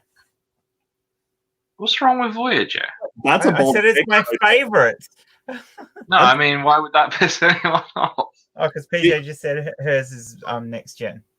Yeah, because a lot of people think that Voyager was terrible. I comment one way. Voyager's the first one I really got into. Yeah, same for me. I preferred it over. I watched some next gen, but I actually preferred Voyager. I like the fact that because in next gen they could go back to Earth whenever they wanted and get new stuff whenever they wanted and all that. I'm going to say Voyager was stuck out there. They were actually doing what the original Star Trek was about, properly exploring the galaxy. You two are going to hate me now. Okay. The Star Trek that I got into, the first, the Star Trek that got me into Star Trek was Enterprise. It was what? Yeah, Star Trek Enterprise. I like Enterprise. Don't worry. Yeah. I like Enterprise. I liked the start of Enterprise, and it kind of lost me a little way in. All right. I liked the first two seasons. I hated the middle bit, and then the last season was all right. I hated all the stupid Zindi stuff in the Time War. Yeah. Because it took Star Trek out of being an episodic thing into being this. They tried to Babylon 5 it, and that's not what Star Trek is about. That's why I don't like Discovery, because they did the same fucking thing. I have not watched Discovery. I have not watched a single episode of it, and I'll tell you why. Because I took one look at one look at the fucking promotional stuff, and I saw that the Klingons looked like fucked up albino Urukai, and I was like, no, I'm not watching this. That's what they think Klingons are supposed to look like. They are fucked up it from the start. Hello, Laura. Hello there. How are you doing? Yeah, you came in at a good time, Laura. So we started talking about Star Trek, one of my favourite things. Yeah, Star Trek or Star Wars. Yeah. Yeah. So my favourite Star Trek is probably Voyager, because I watched it. It was the one that first got me into it, and I liked that they couldn't just go back to the Federation and get new stuff. Because that felt like original Star Trek. Yeah, I liked the original, but I hated the special. I was not really into the original series because it was kind of, at the time I was getting into Star Trek, it was already very dated. Yeah. I liked Next Generation a lot. I liked Voyager a lot. At the time I was watching it, I never really got into Deep Space Nine. And then I went back and watched all of Deep Space Nine in the space of like a month and got very into it. Yeah, Deep Space Nine was alright. I have an argument. I think Voyager is the best. Yeah, And no, really- I think that's what we've all agreed, actually. Yeah, well, my justification is so original series cheesy, bit dated, but it was a mark of its time. So it was ahead of the Very think ahead about it. of All you its had was like time. Lost in Right, Space and stuff like that. So it was it was It was ahead of its time, yeah. yeah. Anyway, so the Next Generation, a little bit cheesy for the first couple of seasons. The first season, the women were still dressed up like go-go dancers, and the music was a bit on the cheesy side. Yeah. That was just a practical uniform. Yeah. So, but then in the third season, that was when Rick Berman took over. And it kind of graduated. Third season, the end of third season was best of both worlds. With the Borg and stuff. Okay, so Deep Space Nine boldly went nowhere for the first couple of years, and it was only when they got the Defiant that it started to become something a bit different. Yeah, And then on Deep top of Space the- Nine tried to be Babylon 5 and wasn't good at it. Funnily enough, I actually was about to say the same thing, and it kind of tried to be Babylon 5. However, I actually think DS9 is better than Babylon 5. Babylon 5 is great. I like it. But the thing I think Star Trek's got the edge on is that you can just watch it. You can watch any episode and not have seen everything else. Whereas Babylon 5, you need to watch the last 5 episodes to be able to understand what on earth was going on. Now, I'll tell you why I got very into Deep Space Nine when I went back and rewatched it, but not the first time I watched it. The first time I watched it, it was middle of the season, and I didn't really know what was going on. And I think it was the middle of an episode I came into and went, "Oh, this is Star Trek. Who are all these people?" Because I'd been watching Next Generation at that point a lot, and I didn't know who any of them were. And it was before Worf showed up. But then I went back and watched it from the start, quite some time later, and I was there going. I watched the introduction of Benjamin Sisko and his discussion with Picard. I was like, yeah, I want to see more of this guy, because I found him to be a very interesting character because of how different he was to the other Starfleet captains that we had. Oh, and I think Janeway was similar. When she came on, she was Oh, different. yes. Yeah. Not just because she was a woman, the way of playing her was very different. But did you see the first episode with the scenes cut in from the original woman they were going to have play Janeway? Yeah. It's a very, Guinevere very Bajol. different Janeway. It feels totally different. It does, she, yeah. she couldn't really. She couldn't get her head around the technobabble. Yeah. Yeah, that was The bit with Deep Space Nine that really cemented it for me as this is something I want to watch is the bit where Sisko is talking to Picard, and Picard was, of course, the Locutus, the Borg at the time of the Battle of Wolf 359. Yeah. So was actively fighting against the Federation, and Sisko blames him for the death of his wife. Mm. So the bit that made me think I want to see more of this character was Sisko maintaining his, decorum as a Starfleet officer, but also projecting an aura of pure hatred at Picard. And I watched it just going, ooh, I want to see where this guy goes. Yeah. I did. There is an interesting Star Trek reality, and that is that Archer was the most consistent captain, in the fact that when it comes to hair, so James T. Kirk wore a wig. Captain Picard had no hair. Sisko's Sometimes he has migrated a ring of south. power. Sisko had what? Sorry, what? Sisko's hair migrated south. He went from being, having hair on his head to having chin. And Archer had a full set of hair, so consistency. So did Oh, sorry, Janeway. I missed one. And Janeway changed her hairstyle 15 times in the first 2 seasons. Well, that's true. Yeah. I really like Janeway. I do. Because what is the actress name who plays her? Kate Mulgrew. Kate.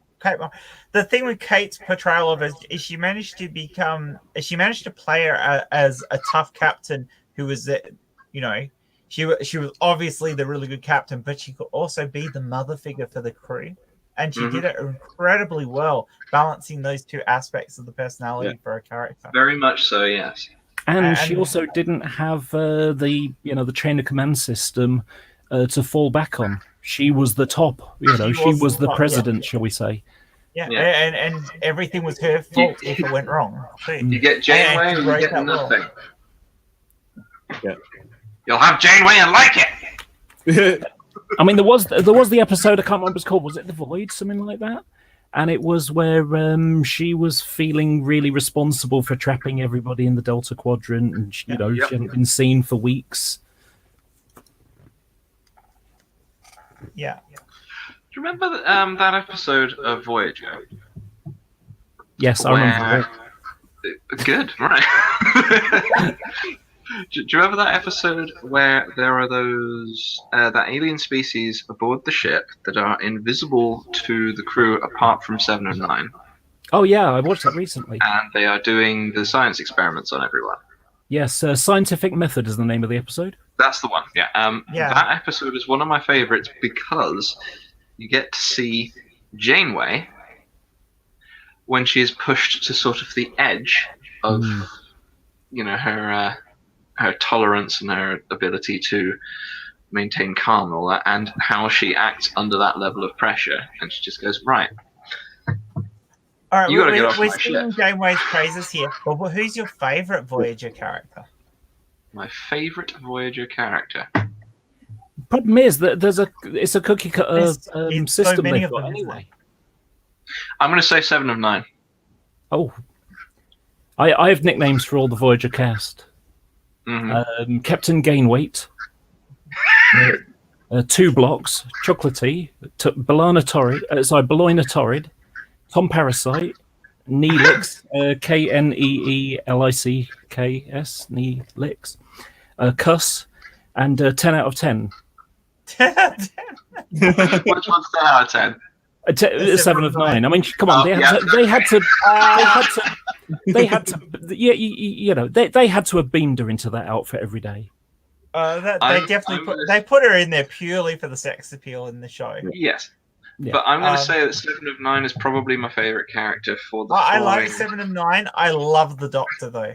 Oh, it does come down between her and the Doctor for me. And I think the best dynamic in the whole show is between her and the Doctor. Yes. I like the dynamic between her and Janeway as well. As far as an artificial life form within the show, within any of the Star Treks, the Doctor is my favorite. He is so much more rounded and fun. And as he learns to be a better being himself than Data, his personal growth is so much more fun to watch. I like the Doctor when he started shrinking. Oh yeah. He's there as a little tiny Doctor just standing on his chair. It would help if I could reach my patients.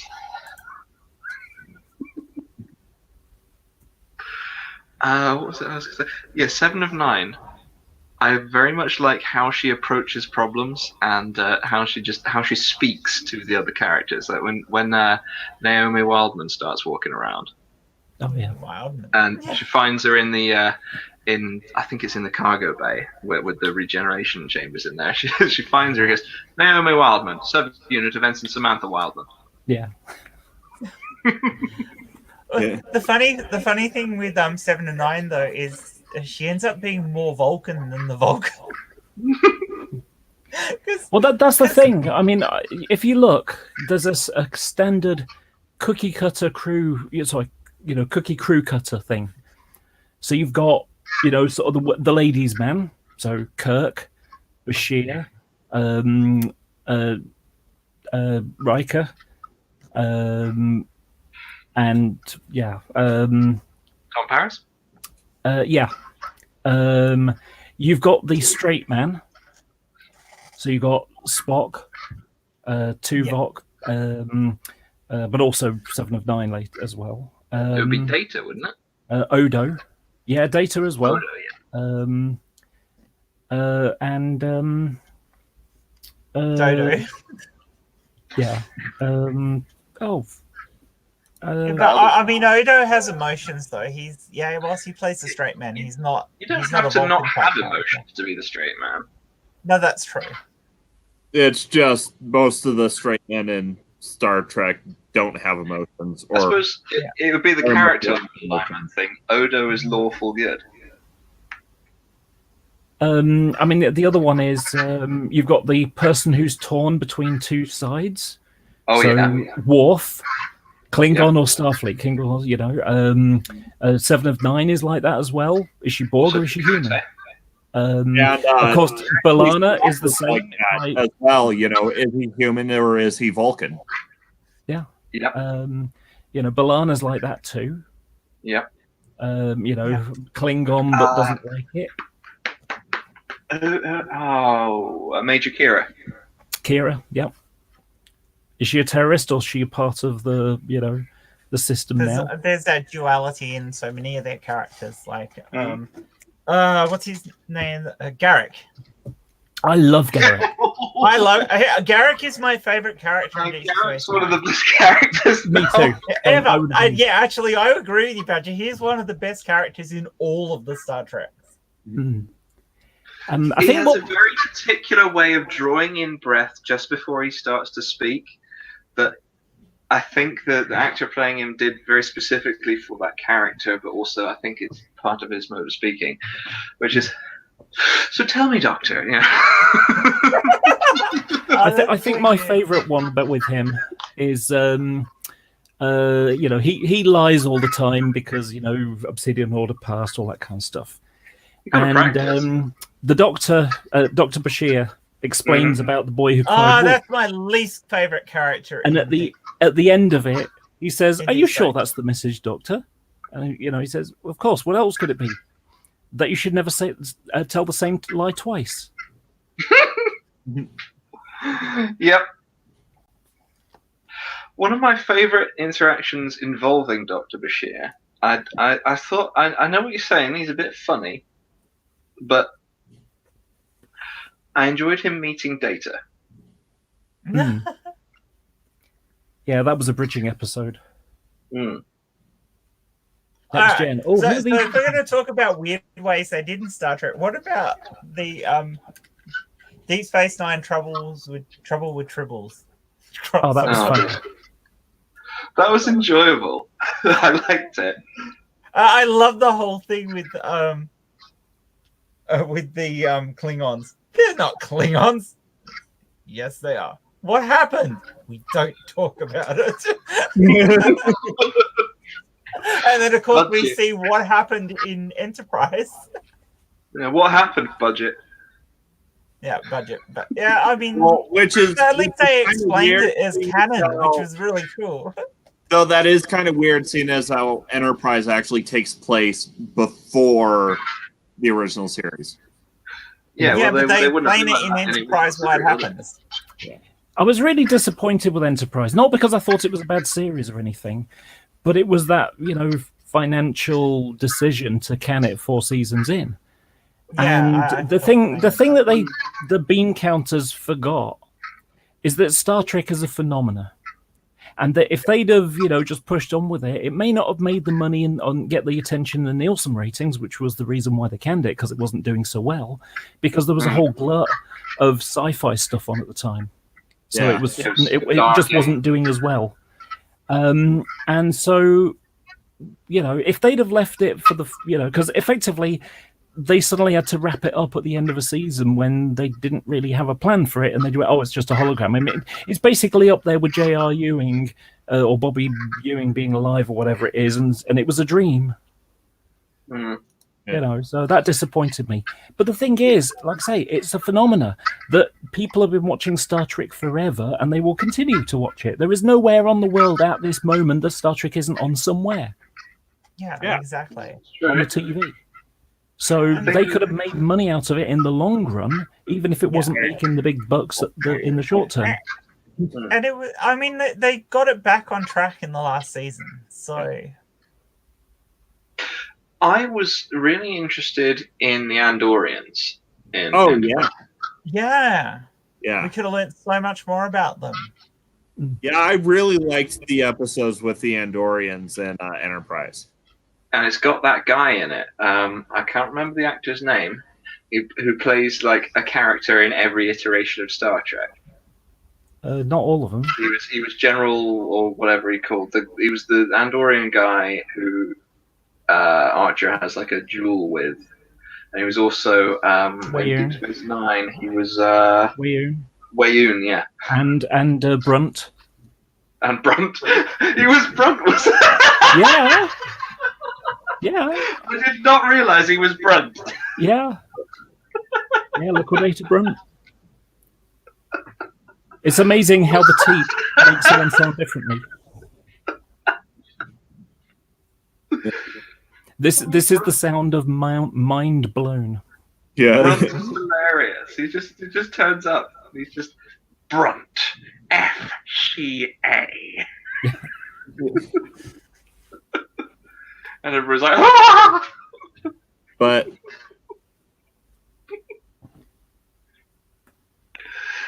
excuse me.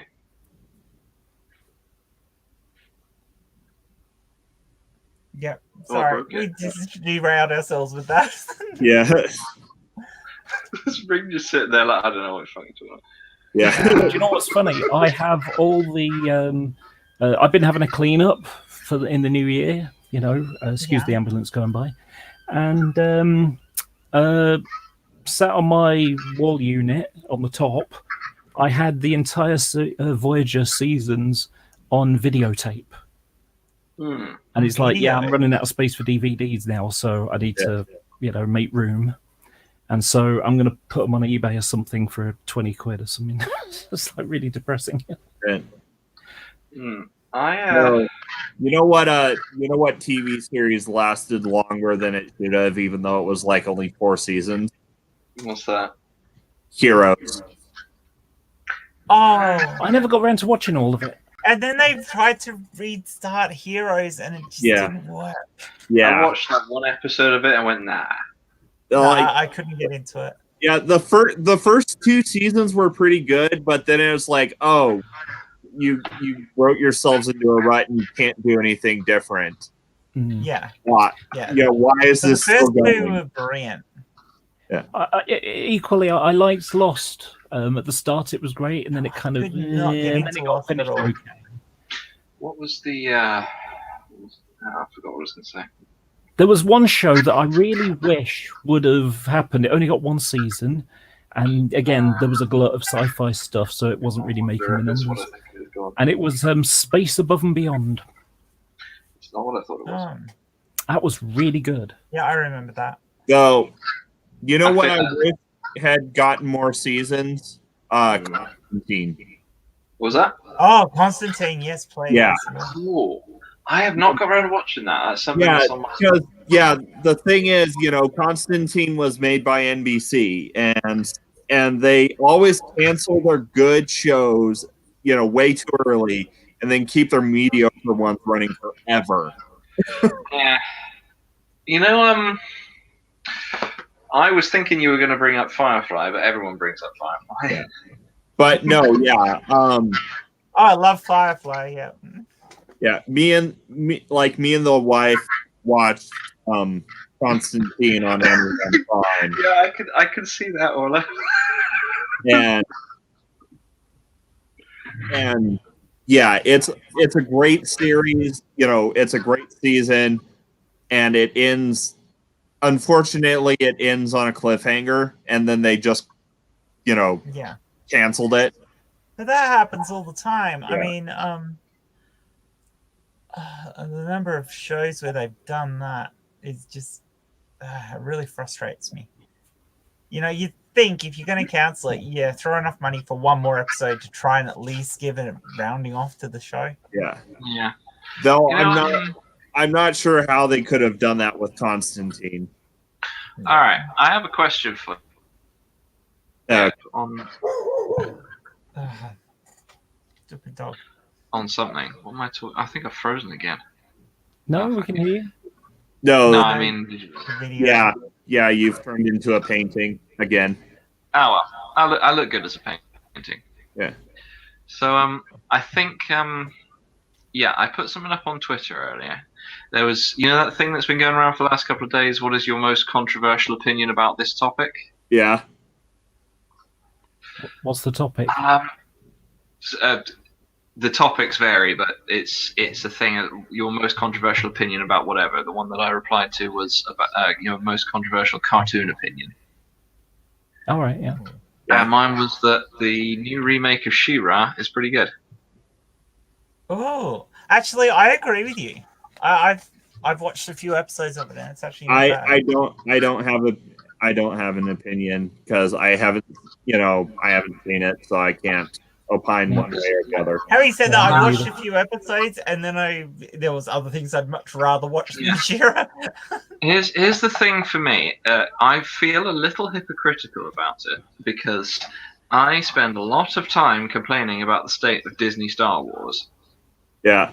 But the She-Ra remake is a very similar situation where the old fans from years ago are very invested in the lore of it, but that's all been kind of adjusted and changed to fit the new story. Yeah. So all the old fans are very upset with it, but I'm coming in as someone who hasn't really seen any of the old stuff going, oh, I like this. I like these characters. I'm enjoying myself. Yeah. Yeah, I saw She-Ra when it was around the first time, but I didn't pay a lot of attention to it. But then again, I wasn't really interested in He-Man either. So, Right. No, screw He-Man, but She-Ra was fun. yeah. I was a Transformers fan as a kid. No. And Turtles were horrible and all. Here's the thing with the new She-Ra series. They've made it a lot kind of lighter in some ways, but also, Hey, Ilya. to me, there's a lot more sort of emotion in it that I can connect to. Yeah. Yeah. For example, I really enjoy the relationship between Catra and Scorpia. Yeah. Yeah. Scorpia is probably my favorite character in the show. Yeah, I actually quite like the new one. I think it's good. But there's this one bit that keeps coming up in conversation because I watched it because I went round to a friend's house and their daughter was watching it and I went, what's this? Yeah. Oh, that's pretty good. So then I watched all of it. I haven't seen the latest season though, but I watched all of it up until that point in like one night. Yeah. So where was I going with this? Oh, that was it. What keeps coming up in conversation with them is I was watching some of it with them, and they go to the character called Entraptor's Castle, and stuff starts going wrong for them, and both just they're like, "Oh no, Entraptor's Castle's full of traps." I'm there like, yeah, really? Everyone in this universe is named after what they do. Yeah. That was had a rogue. That was absolutely fucking brilliant. Someone called Entraptor. Yeah, could have had a rogue.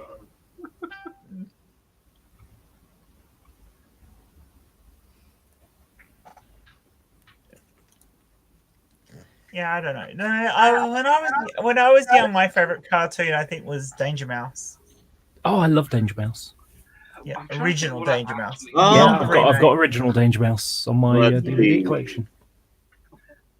How's it going? How are you, Knight? I suppose you're looking for a Fortnite. I think the first TV show I actually really got into was Star Trek Voyager. For me, it would either be Magic School Bus or the 2000s Teenage Mutant Ninja Turtles. No. The early 2000s. I was never into any of those action cartoons. Magic School Bus wasn't really an action cartoon. It was an educational one. And what was the? Although no, I like Star Blazers, but I liked it because it was sci-fi. When I was a much younger child, I was at the early childhood and mid stuff. I was taught at home a lot, so a lot of the TV shows that I watched were educational things. Oh. So if you ever, I can't remember what the show was called, but there was a character called XP, and he's like I think that was his name. And he's like a guy from space who comes down. He's got like space stuff on him, and he's got a computer on his arm, and he's got like visors and stuff. But it all looks like it's kind of made out of that Lego Technic stuff. Yeah. And he goes around and like learns about the world. And I got really into that show for a while. That must have been something that was never ported over to PBS. I very much doubt that it was. What about the original Lion King, Kimber the White Lion? Yeah, I haven't seen it.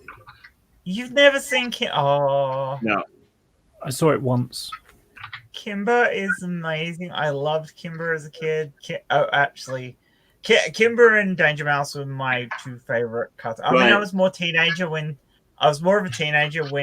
Danger Mouse first hit the scene. So, because I think one of the most. Sorry. And I'm more, but Kimber, Kimber was my show. I loved Kimber. Now, when it comes to Disney stuff, I really had a problem with Chitty Chitty Bang Bang. Not Lion King, PJ. Kimber, the original. Yeah. Chitty Chitty Was Bang Bang. Chitty Chitty Bang Bang Disney? Yeah, I thought it was. Yep. Hold on. Yes. Oh, for fuck's sake! There were two reasons why I had a problem with it. I mean, it's kind of entertaining, but and the first one is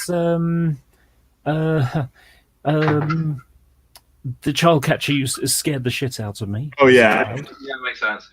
And the second one was those wings are no good for a car. That is not, that's not going to provide a car with lift. Okay, that's just ridiculous. Well, we can know. So that explains why the child catcher was there, or was as creepy as he was. Apparently, the screenplay was written by Roald Dahl. Okay. Now, when it comes to Roald Dahl, I love Matilda. Yeah. Well, yeah, but you know what you know who wrote the book that Chitty Chitty Bang Bang's based off of? Yes, the guy who wrote James Bond. Yep, Ian Fleming. Yep. Oh, cool. Yeah.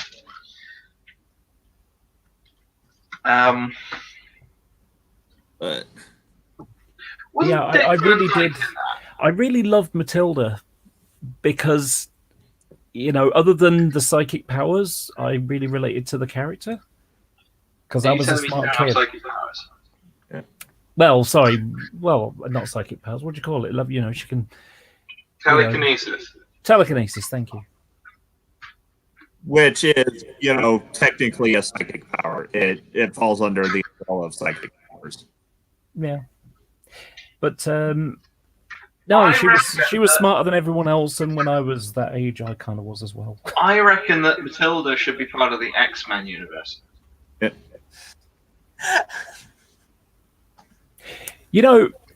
Here's an interesting thing for you. So,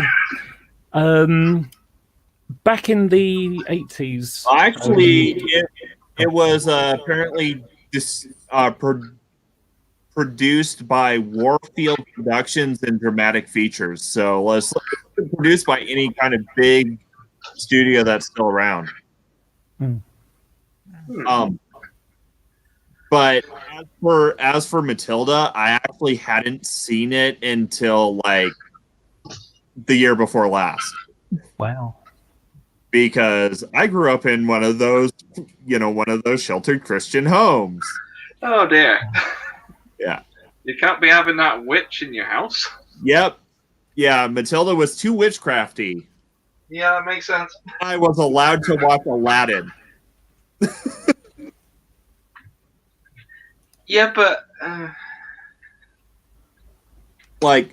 Mary Poppins was too witchcrafty, but yet I was allowed to watch Aladdin. I mean, I loved Aladdin growing up, but like now that I look back on it, I'm like, and now that I know something of, kind of the lore behind, Jinn and such, I'm like, he's literally got it like a demon as a slave. How was I allowed to watch this? But they were not from where you are, so they were weird foreign magicians. Yeah. Well, and no. The magic I the lost. thing is, I wasn't allowed to watch Hercules either. Different god. Isn't the guy who played Hercules like a big Christian guy these days? The only reason I can think of that I was actually allowed to watch Aladdin was because my mom was a fan of Robin Williams.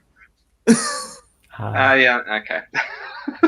That's the only thing that makes sense to me, like trying to figure it out. But yeah, even some nature documentaries weren't allowed if they were, too blatantly about evolution. Can't have no evolution going on. Yeah. In evolution in Disney? No, I was saying even nature documentaries. Oh wow, you were really fundy. Yes. And here I am making atheist content on YouTube. It shows you how well that works. There's a reason my channel's just me railing about censorship. Well, you're good at it. Yeah. Thank you. Oh, we should do a There's a lot we can do with Disney with the media shows, but I'd rather stick with the sci-fi and the fantasy.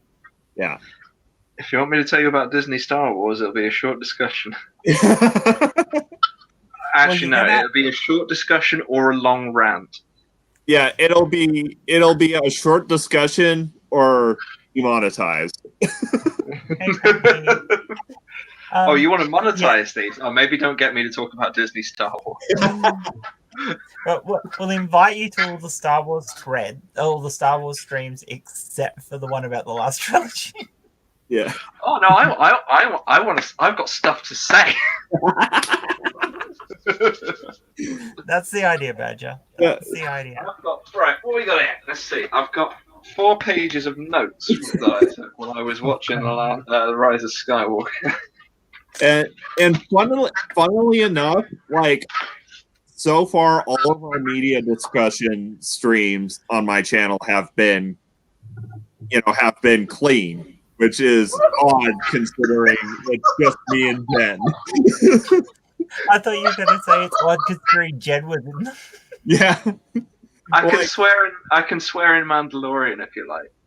Oh, that'd be awesome. Now I must say, Mandalorian, I have enjoyed that. That was actually, I think we'll have to do the Mandalorian separately. Oh yeah, as an entirely separate show to talk about. If you want me to come on and tell you the bits that they get wrong about Mandalorian culture, but also it's an awesome show, then I'll do that. Yeah. The question for who? For you, Badger. Yeah.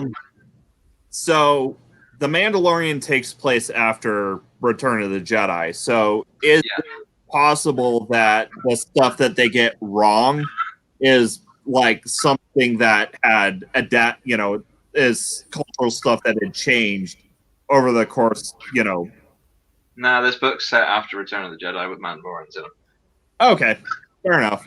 Here's something for you. Have you guys ever seen Troops? Troops?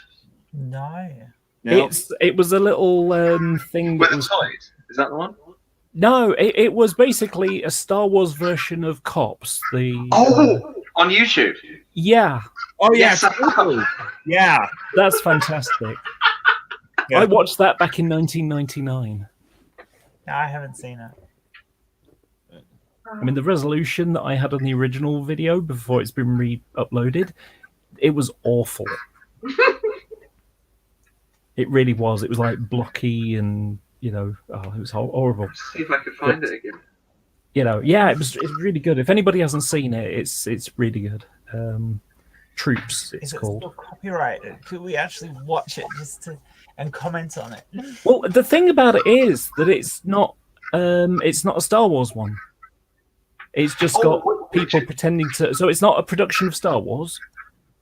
Are you it's not owned by them? The College Humor ones. Sorry? I don't think we're on about the College Humor ones. Hang on, sorry, Ring. I wasn't quite hearing you. Are you talking about the ones that were done by College Humor? I don't know what. There were 3 episodes of it. About 10 minutes long each, and it was creative, but it was basically done as a little, almost like a cosplay video thing, and it was just like cheesy but really, really well done. And at the end of it is, thanks in advance for not suing us, George. That's written at the end of they're on Tatooine for some of it, aren't they? Is that the one? That's it. You start off with a stormtrooper on a speeder bike. Yeah, I am thinking of the same thing. I joined when I was old enough, and I love the small town feeling you get around here. I know we know everybody, and it just has that sinister undertone. I've only actually seen bits of it. I'll need to watch the whole thing at some point.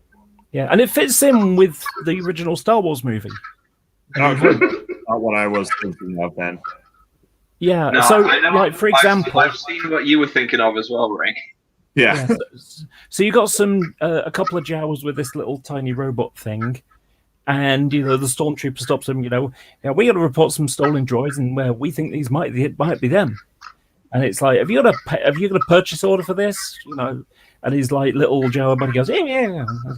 And the stormtrooper just pulls his gun out and says, what was it? I forgot what it was. It's like I forgot how he started it, but it's basically, was I talking to you? Was I talking to you?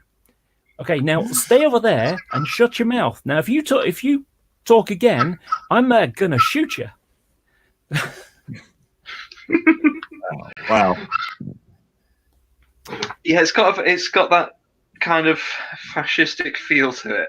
Yeah. Oh, wow. And the ending of it fits with, when you see Luke come across the dead bodies of Uncle Owen and Aunt Beru, it fits in with that. It's all fits in with the whole, But from the point of view of the soldiers who were there.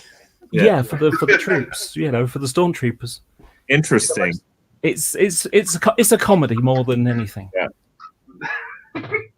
It's that very particular kind of comedy. Yes, like that dark, kind of dark comedy. Yeah. It's that kind of comedy that I like, where it's funny, but if you think about it from an in-universe perspective, it's really not funny. Yeah. I've got an interesting thing for you, though. It's watching it. It's sort of related but different, and it's comes down to sort of the Marvel Universe type stuff. Yeah. So back in the 80s, there was the Transformer comics, but they were done every month in the US. But in the UK, they were every week. So they'd have some American stories in, and then have some, British stories in, and then later on, then you'd have some more American ones jumbled together. You get maybe 4, and then you get a story written from the UK stuff. So during the UK stuff, they introduced a character called Death's Head, and he's a freelance peacekeeping agent, a bounty hunter. And at the end of the Transformers the movie video, you've got Galvatron's thrown out of the leg of Unicron, and the war starts up again, and so Rodimus Prime puts a bounty on Galvatron's head, and so it goes back in time. But anyway, it doesn't really matter. So people like the comics so much that they created a little. It was only 10 episodes, but they had other.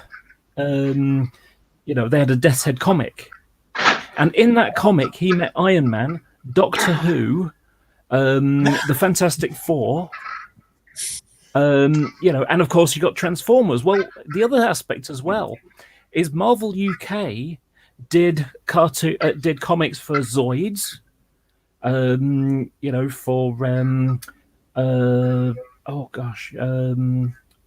Care Bears. So in theory, you could have Megatron stomping on Care Bears.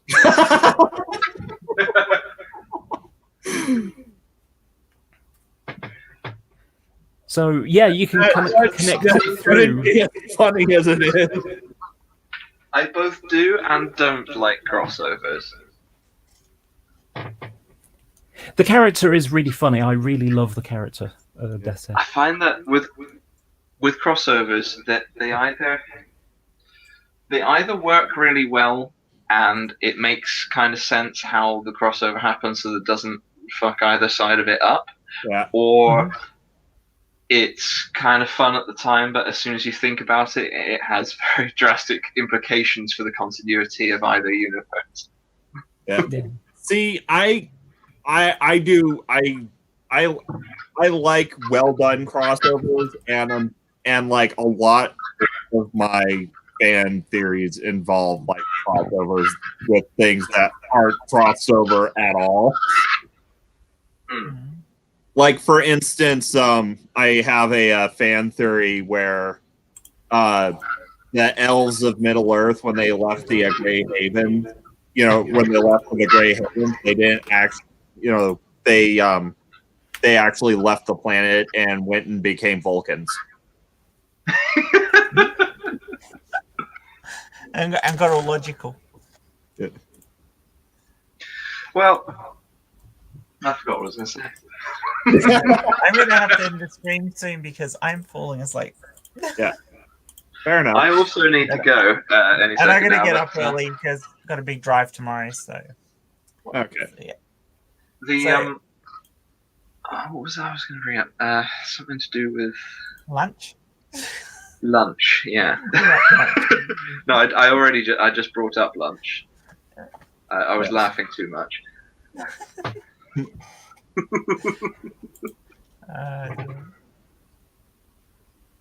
I forgot what it was. Oh no, I remember what it was. The Highlander TV series. Did anyone watch the Highlander TV series from the 90s? No. I preferred the movie though. The original movie, not the bullshit that they made afterwards. That was awful.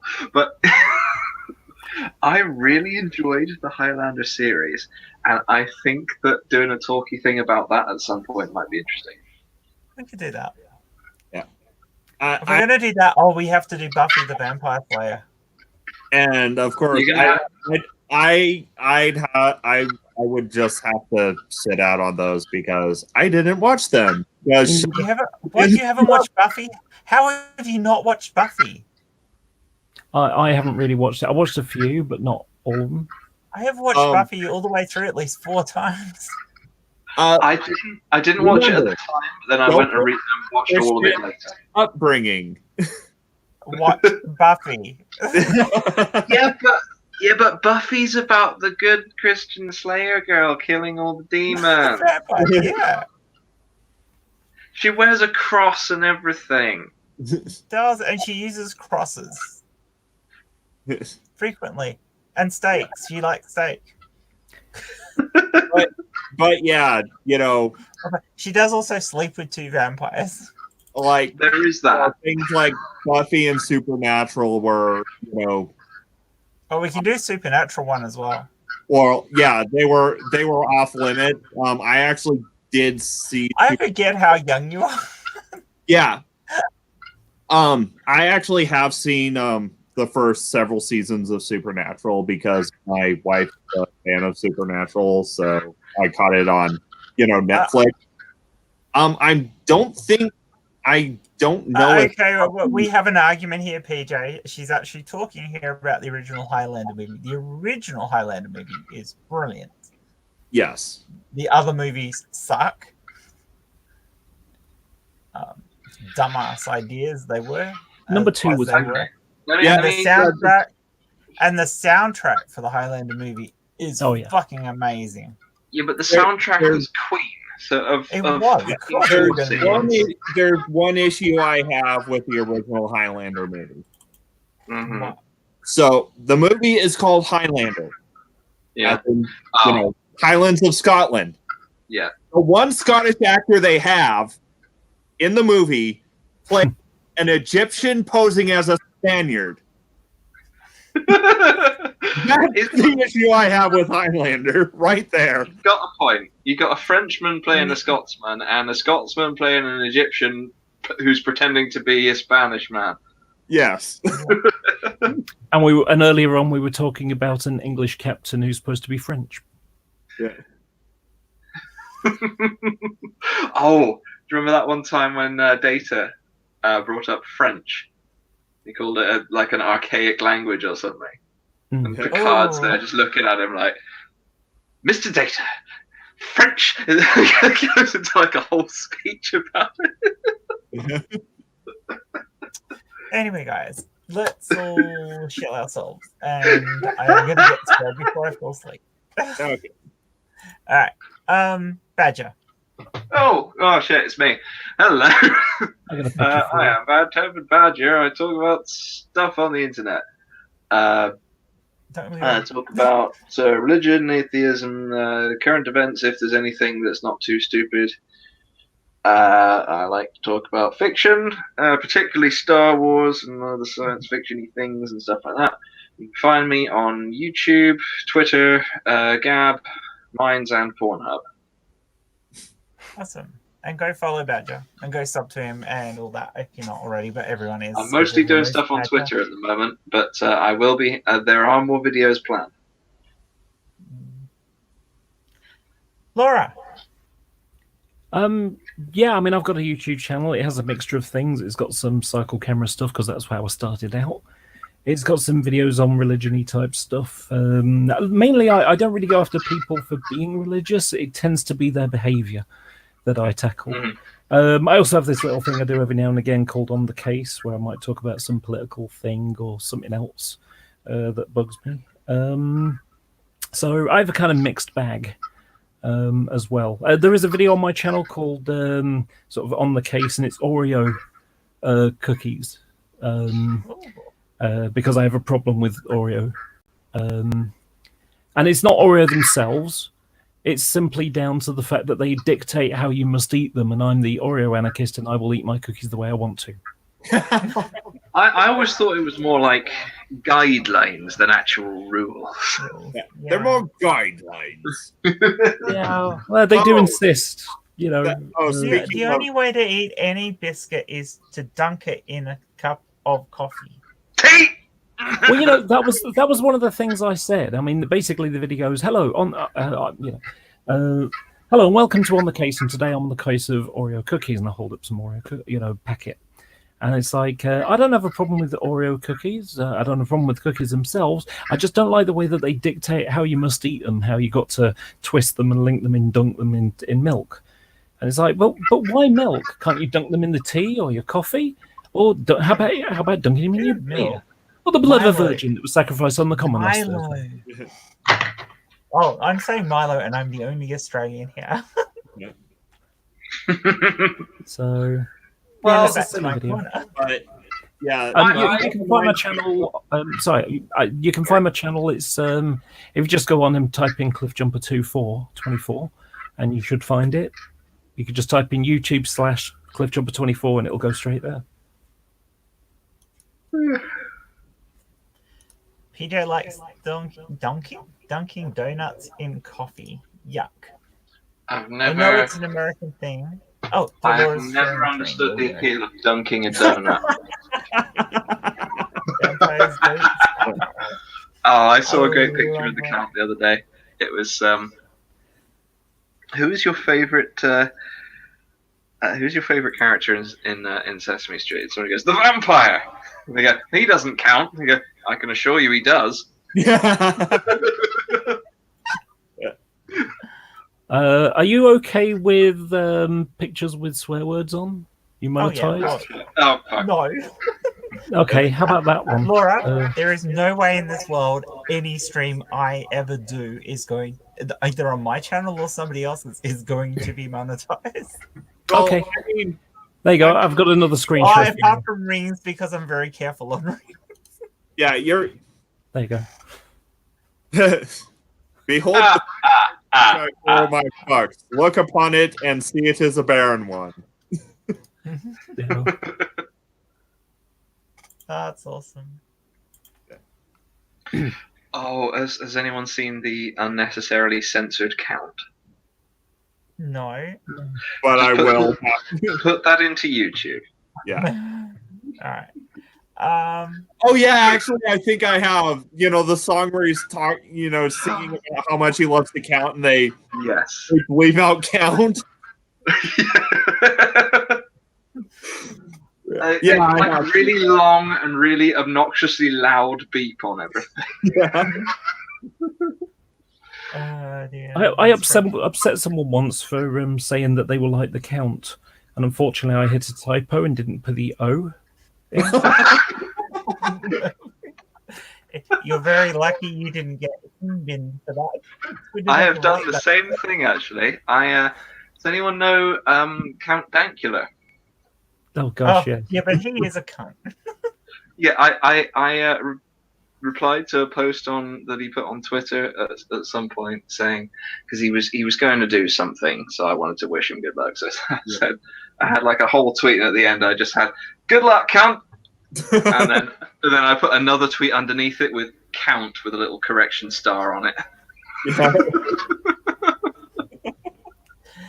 Okay, Laura, have you finished shilling? Yeah. Okay, ring.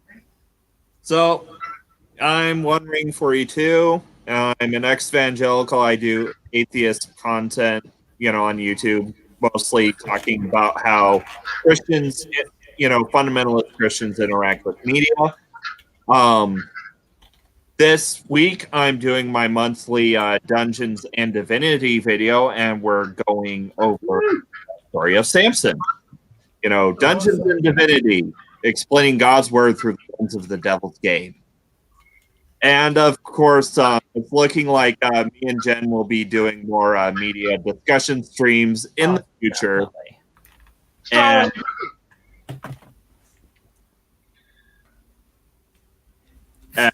what was that, Badger? Star Wars. Yeah, and Star Wars in May. May will be Star Wars month. Star Wars month. Yeah. I think you and I, Ring, would have an interesting conversation about religious stuff. Because I actually fell into the great debate community type stuff because I met a guy called Jason Burns on the streets of Manchester, and then realized he had a YouTube channel and realized, my God, this guy's a lunatic. I had a wonderful thing happen in the summer. So I'm transgendered. I only came out a year ago. Yeah. And in the summer, I was wearing this lovely summer dress. And I was walking in city centre of Manchester, and this street preacher was there. And when he saw sight of me, he went, "And men who want to be women. Oh, you're throwing down a gauntlet now. Okay." And so I basically had a debate with him on the street. And they love it when people have no understanding at all. Well, that was the thing, there ended up with about 30 to 40 people around us. I asked him if slavery was wrong, and he said it's wrong. And I said, okay, well, your Bible doesn't say so. It gives rules for slavery. It doesn't? Yes, it does. Here, Exodus 21, you've got a Bible? Read it out for us. And so, okay, then he says, so he starts flipping the pages, and he gets Exodus 21, and he skims read it. He said, "I'm not reading all that." I said, "What are you talking about? It's not even a page." "Don't worry," I said to the people around me. I've memorized that part, and I started reading it out, and they were like aghast because they didn't realize that stuff was in there. Another point was, he said I was guilty of a sexual sin. I said, "I'm an asexual. I'm still a virgin, never had sex, not interested in having it either. How can I possibly be committing a sexual sin when I'm literally not having sex?" And he raised his Bible and said, "We're all sinners to God." And I said, did you see how he completely avoided my question? And they laughed. And then I took part in Manchester Pride, which was amazing. And I was chatting to a trans man after it was all finished. I was chatting to a trans man. There was a cafe next to us, and he noticed that the religious street preachery types that go there to hate on the LGBT people, they were in the cafe. So I thought, okay, I'm going to have a little poke at them since they decided to come have a poke at us. Yeah. And so, ended up sort of, backwards and forwards, that kind of stuff, breaking down their arguments.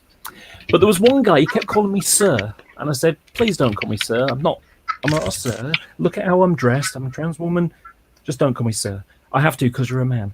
No, you don't have to. You've got free will, right?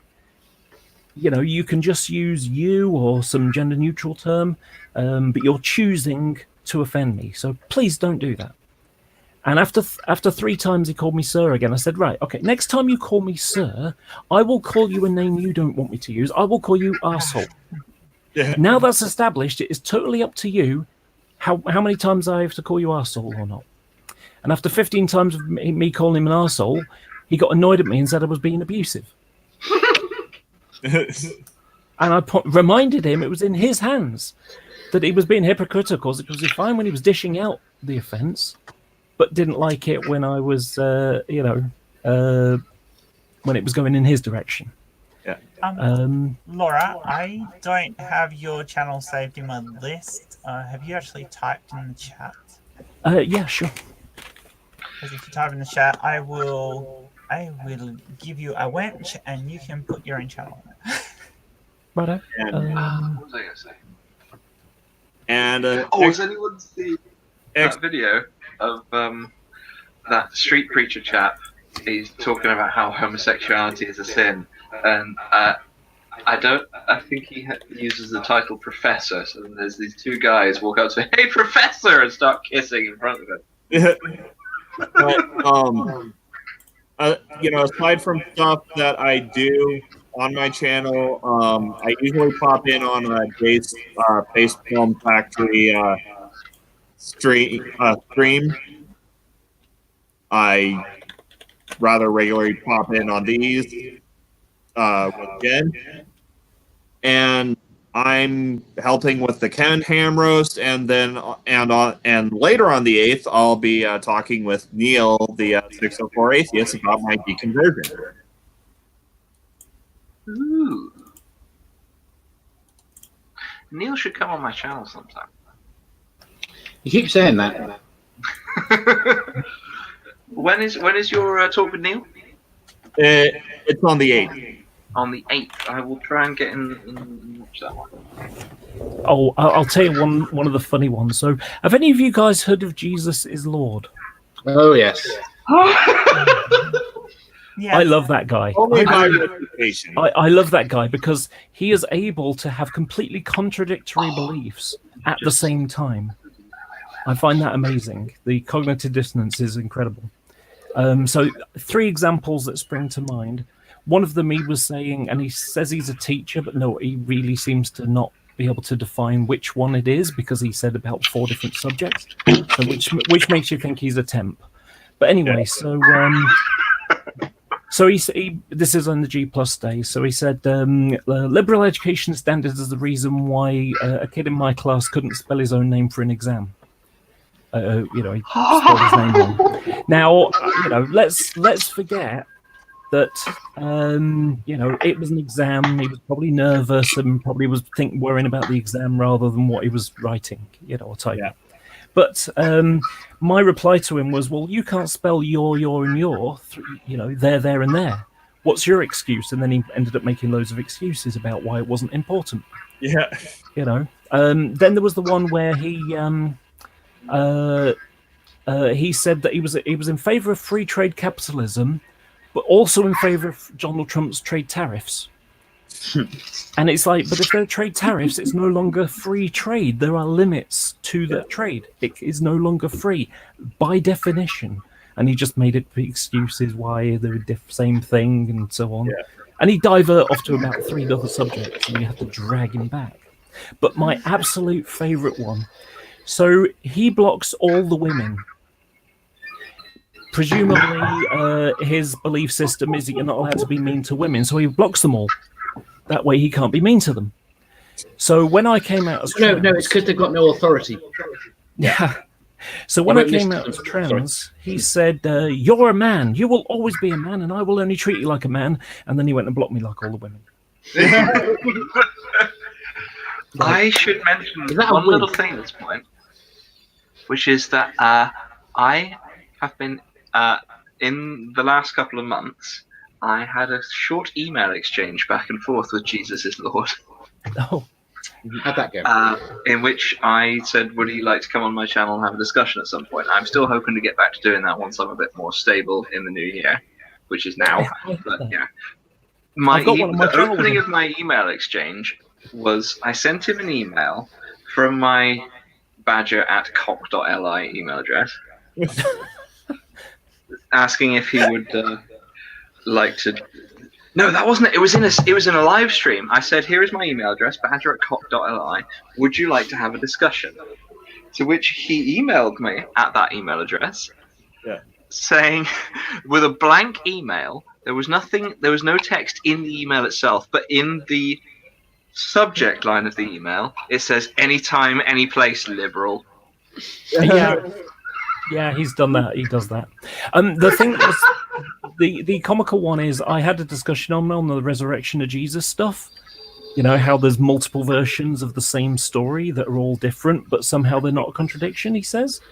And my favorite one, my favorite one of the ones is because I described the Matthew version as the Michael Bay version of the resurrection. And by that, what I mean is, you know, in a Michael Bay movie, if a car explodes, it does 3 somersaults. It's not good enough that it explodes. It had to do 3 somersaults or more. And, you know, sort of in 2 versions, the women turn up and the tombstone's already out of the way. It's already been moved. And then in the Matthew version, there's a great earthquake and an angel swoops out of the sky, moves the tombstone out of the way and sits on it. You know, these are different things. The crucifixion has the zombie apocalypse as well. Yeah. Now, I must actually drop out sort of right now because I've got to go. But it's been lovely chatting to everyone. Yes, nice to meet you. I've got a second win now. This is ridiculous. I've woken up. I couldn't believe you're still going. Yeah, but I think sleep in the car. I'm not driving. Yeah. I think everyone's skilled except for Jen and Dave. Speak to you later. Goodbye. See you, Magic. That's all right. Well, yeah, Dave, you should chill. I just sent the link to Sir Sick. He just said hi. He just popped in the chat. So if he hops in, we'll have to hang around for a while to say hi. Well, I've got to leave. You gotta go. Bye. Oh, it was nice meeting you. Yeah, nice meeting you. Yeah. Dave, show yourself. It's a shame because I'm trying to find a picture that I've got, and it's because you know there was the reference to everyone Highlander, should be subbed to Here's, and it's basically Jesus comes out of the crypt. Oh, I'm sorry. Sorry, Lara.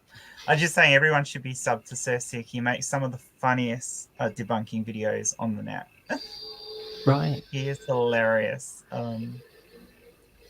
Put his channel on the side so I can find it. Yeah, come and hop in, Sir Sick. No, I'm happy to hang around. If you're going to hop in, I'm happy to hang around for another 30 minutes. So I've got a picture on my computer somewhere, and it's it's like a little cartoony thing.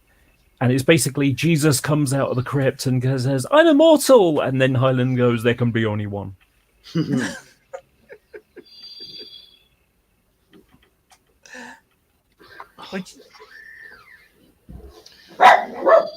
Wes, no, you're great fun. I'm always waiting on your videos to see because they're so good.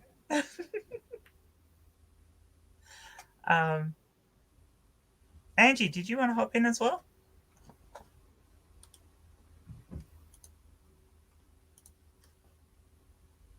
Sorry, I'm waiting for the dog to stop barking.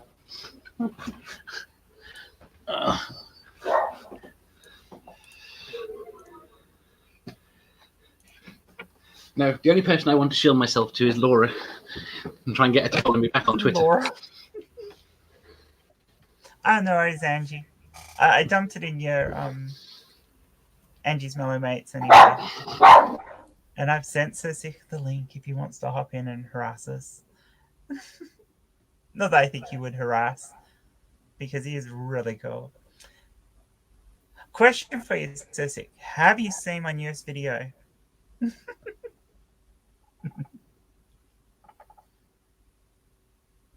I'm never presentable, PJ. Don't you know that?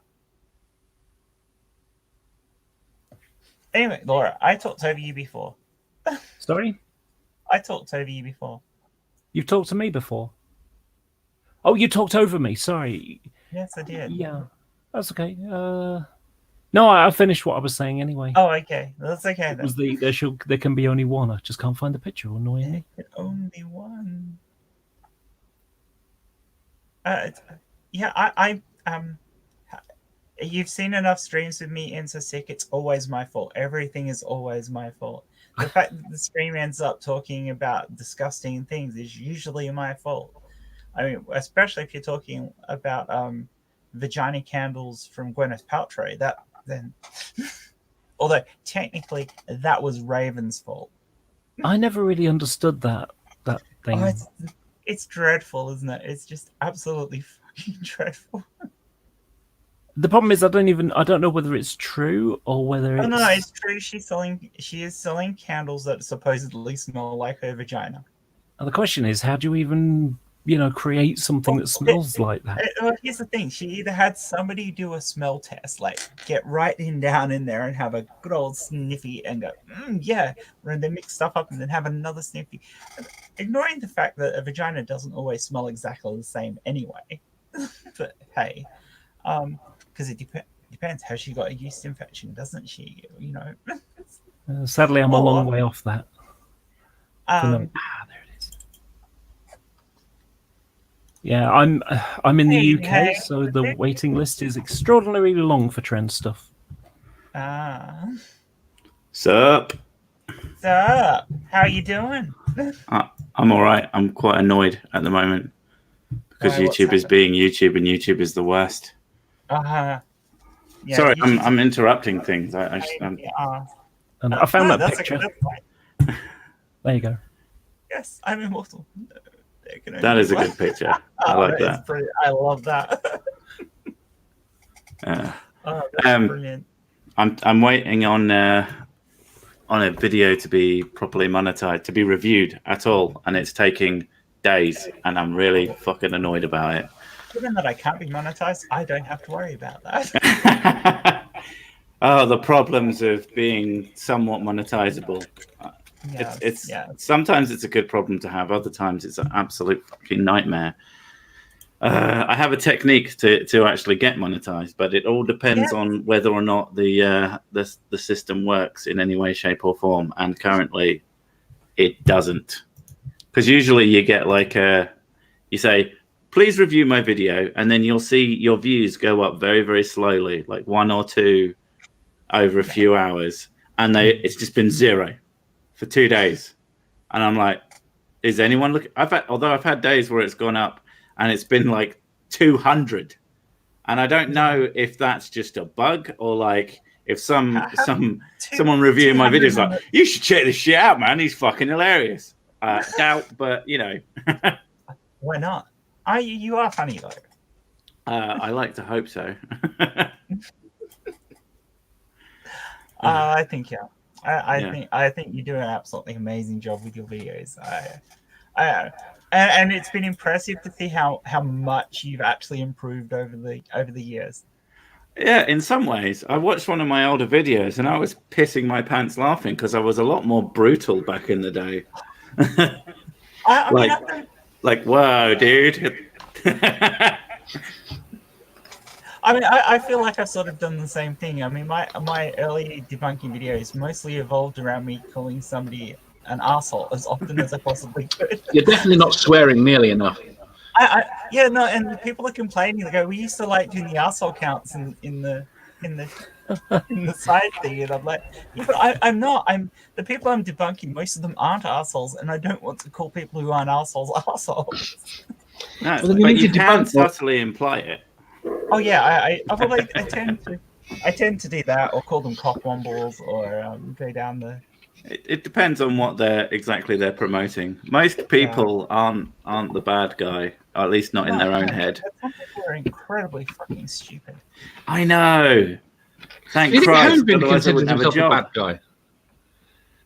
Do you think Hovind considers himself a bad guy? Oh, Hovind thinks he's fucking Well, he's wonderful. lying for Jesus, so Lying for Jesus. Well, he knows he's lying, but does he consider himself? Does he know Good. he's lying though? I think he does. yes. I don't We know. definitely- I give people the biggest benefit of the doubt. You'd be amazed at just His how latest fucking video- stupid some people are. His latest videos have had the stuff about him. He's now appealing, getting people to phone and write to senators to get his fraud conviction overturned.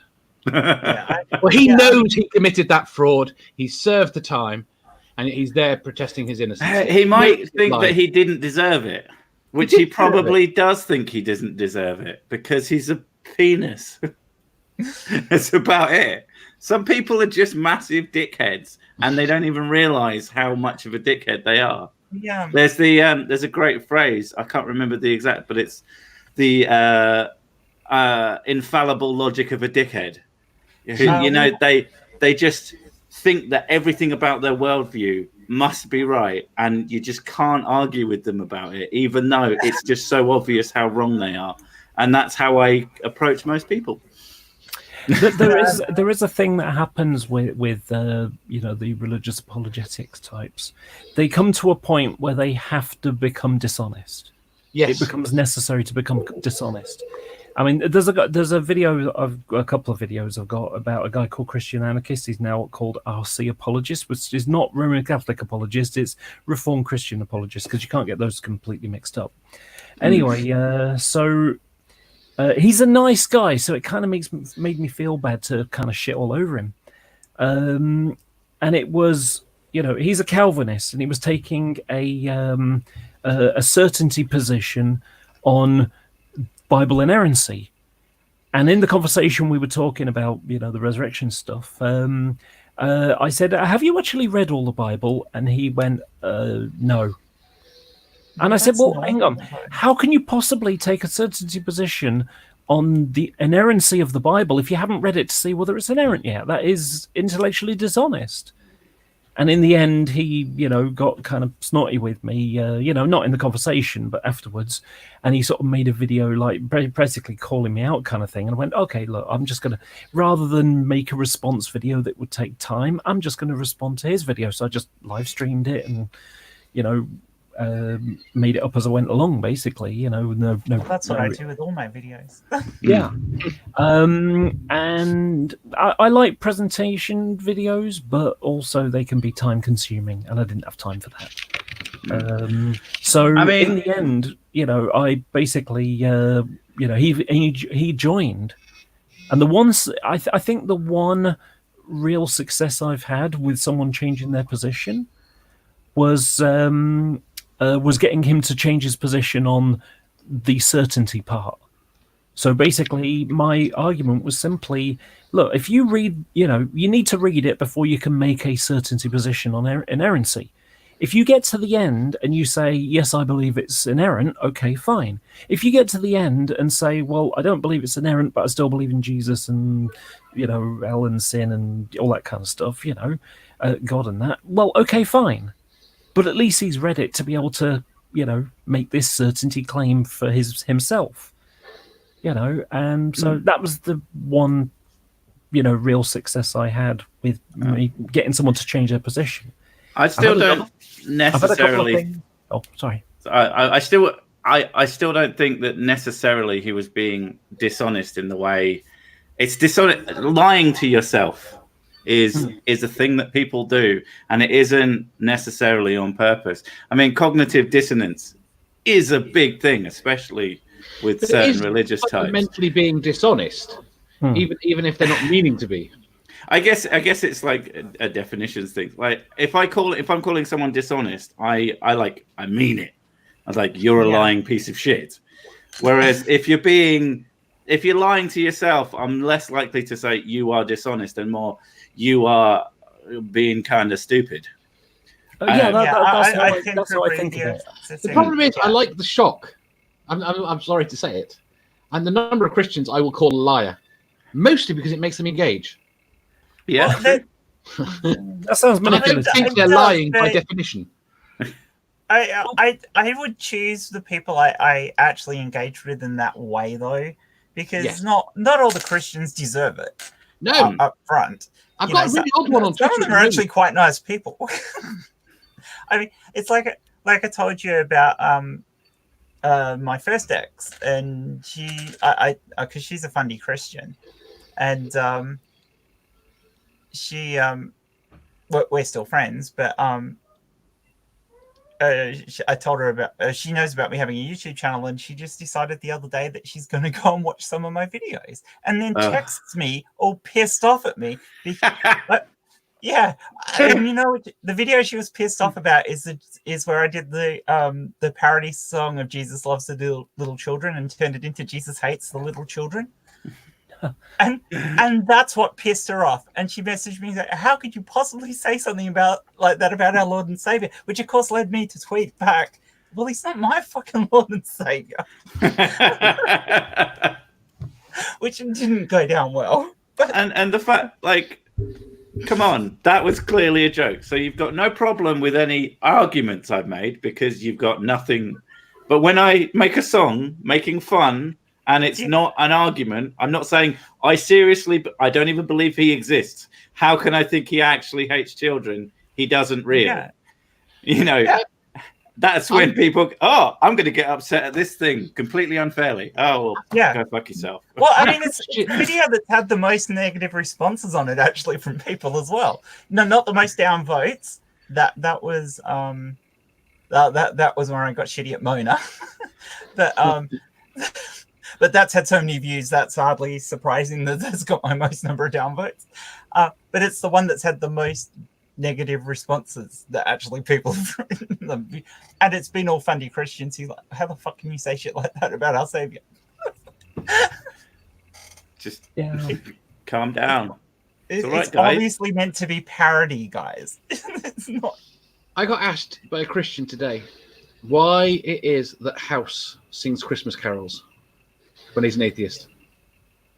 He said, House from the program House. Yes. Yes. Yeah, because House. But he doesn't really either.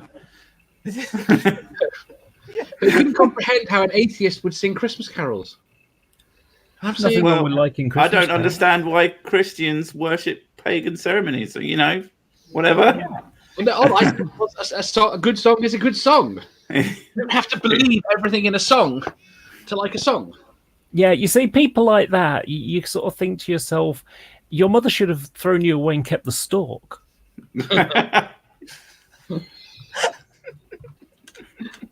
Yeah. Sorry, They would have made a better meal. Babies. Me and my brother, we got this little game called. We got this game called Insults to the Death, and the rules are you got to you got to kind of attack each other. You know, you got to come out with the most cutting thing that you can say. But if you swear, you lose because you couldn't think of anything better to say. And it's such a fun game because you can just come out with some awful things. You're so uneducated, you probably struggle to understand the label on your clothes. I always liked you failed. My favourite one is I've worn shoes with higher IQs, and that's when they were still in the field grazing. So now we're talking about insults. I'm going to go back to the insult that was in my head earlier. Okay. I forgot because we went on with something else. When you were talking about people being dickheads, I had an art teacher when I was in high school, and he was an absolute prick.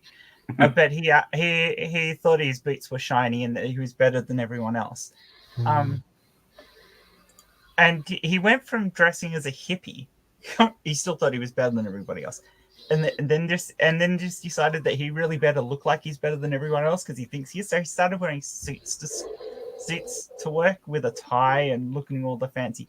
So the joke became he only wore a tie to stop his foreskin rolling over his own eyeballs.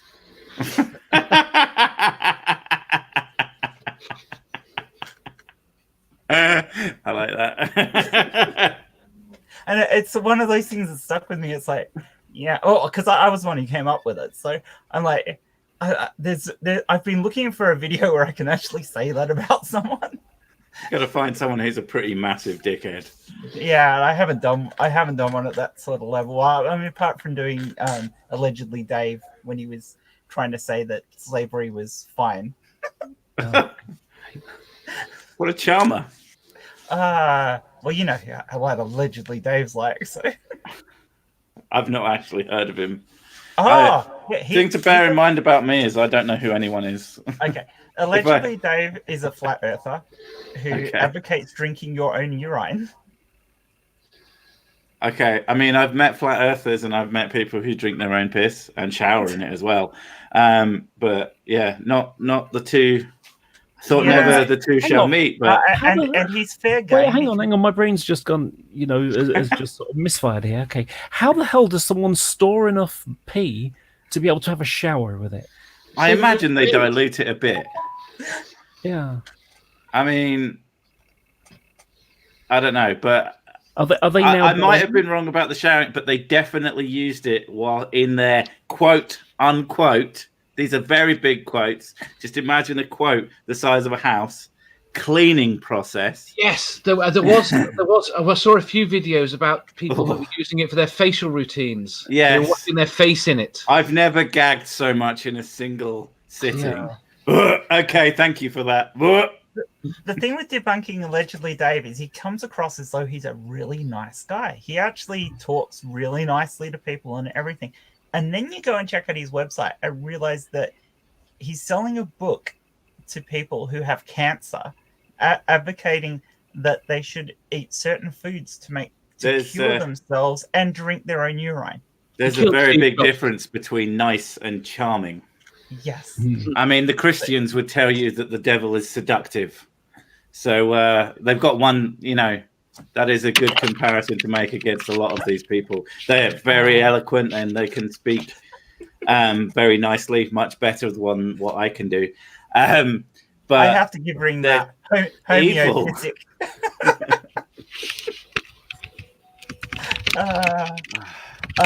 Damn it!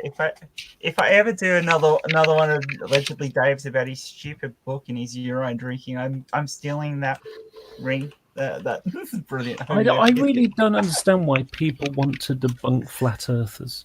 Because it's funny. It's funny. It is. It is. No, not even that. Because their voice has been promoted.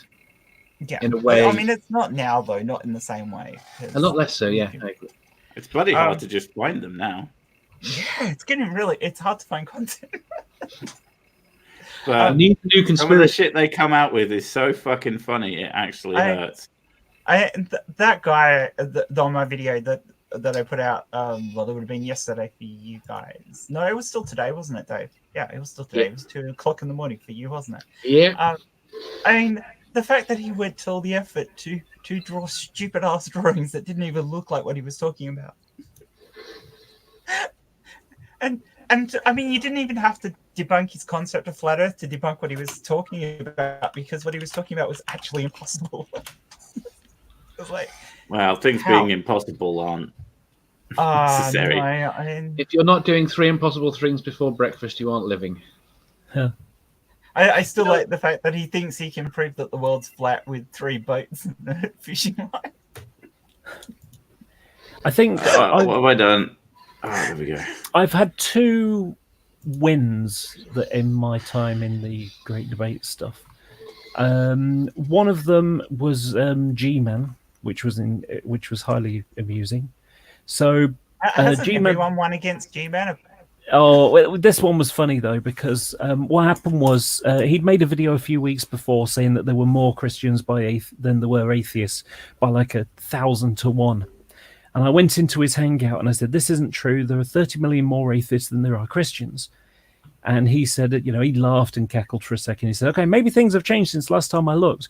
What's your evidence?" And I said, "My evidence is G-Man, him, saying that Mormons, Jehovah's Witnesses, and Catholics are not Christians. And of course, when you remove the Catholics, that means Christianity is a minority. And so, there are 30 million more, So he's like, oh, I'm refuting myself, yes. And then he spent 2 or 3 minutes telling me that I was wrong, that he could call them Christians because they say they're Christians, but they're not Christians really. Yeah. And he didn't realize that he was contradicting himself. Yeah. He was doing a live contradiction to... I told you. They don't... Yeah. It's complete cognitive dissonance. They don't even know that they're full of shit. Nothing like getting a self-own though in there, Laura. But it was funny how I was wrong, and then he'd said exactly the thing that I just said. Which I thought was great. And then the other one, and this is a bit more serious. There was a guy called Richard Raspberry. I don't know if you've ever heard of him. He was Sounds a young like an ice cream flavor. Well, it's like Richard Dawkins and a raspberries in. That's where it came from. And he was doing sort of, I don't know if it was young Earth creationism, but it was certainly creationism. And so what happened was you know what it's like when you get some people, when you stop, when they get annoyed at you for not just sucking it up and, saying, no, you're wrong. They start trying to tell lies about you personally. Oh, that's fun. So what had happened was my friend Fiona Robertson, they were having a discussion, and someone asked him, do you have qualifications on a par with hers? And he said yes. And so they looked up his name, because his name, Josh Shelley, he wrote a book, and it was in his YouTube. It was on his G+ profile at the time, and YouTube profile, I think, as well.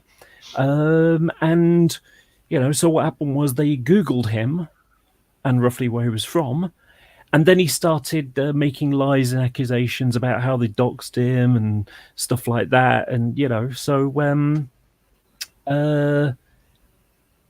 so what happened was he made sort of like some personal comments saying that someone was interested in small children, and I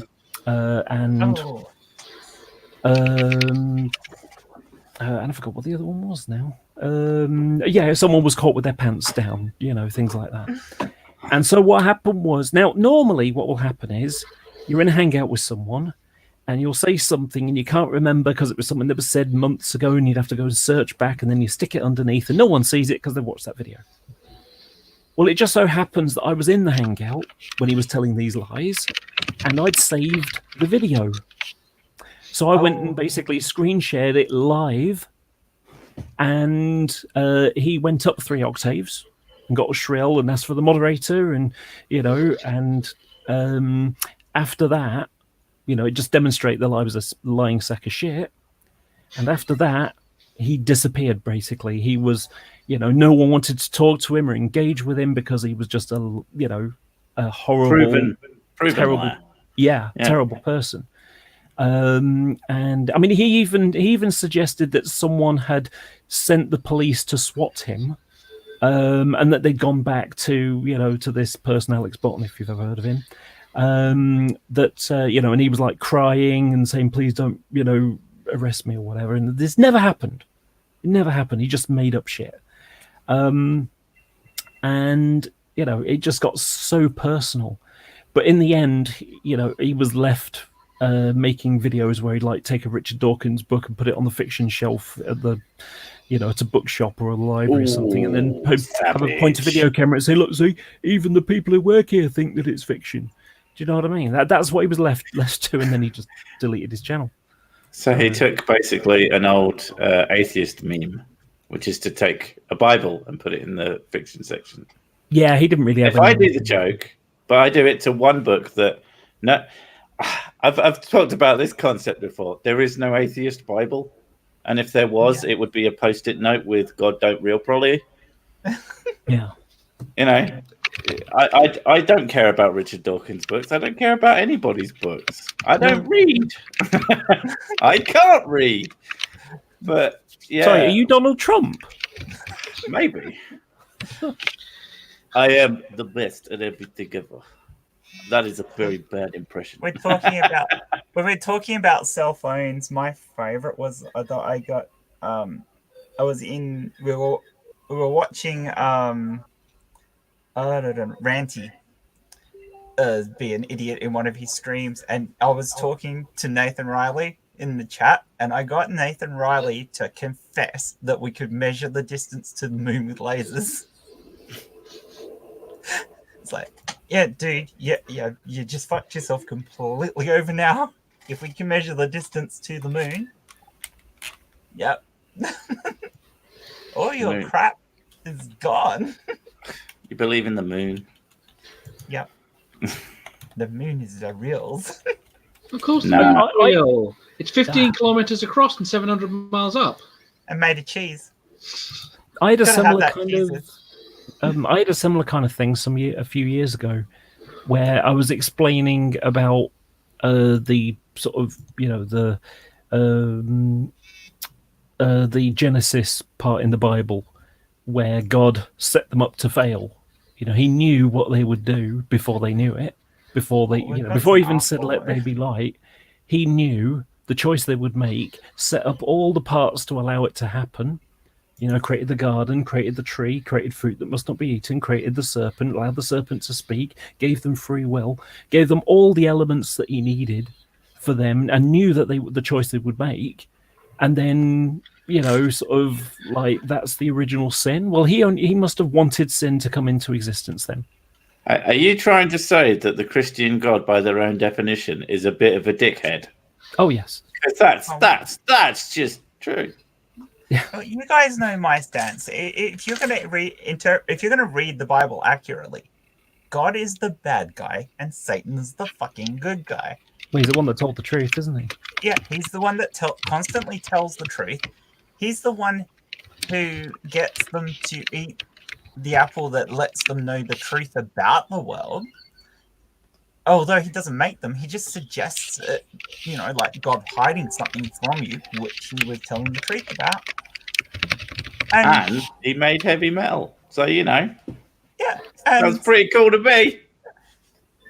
So the devil's obviously the good guy. I mean, he doesn't expect... the devil doesn't expect you to bow down and worship him. The devil expects you just not to worship his dad.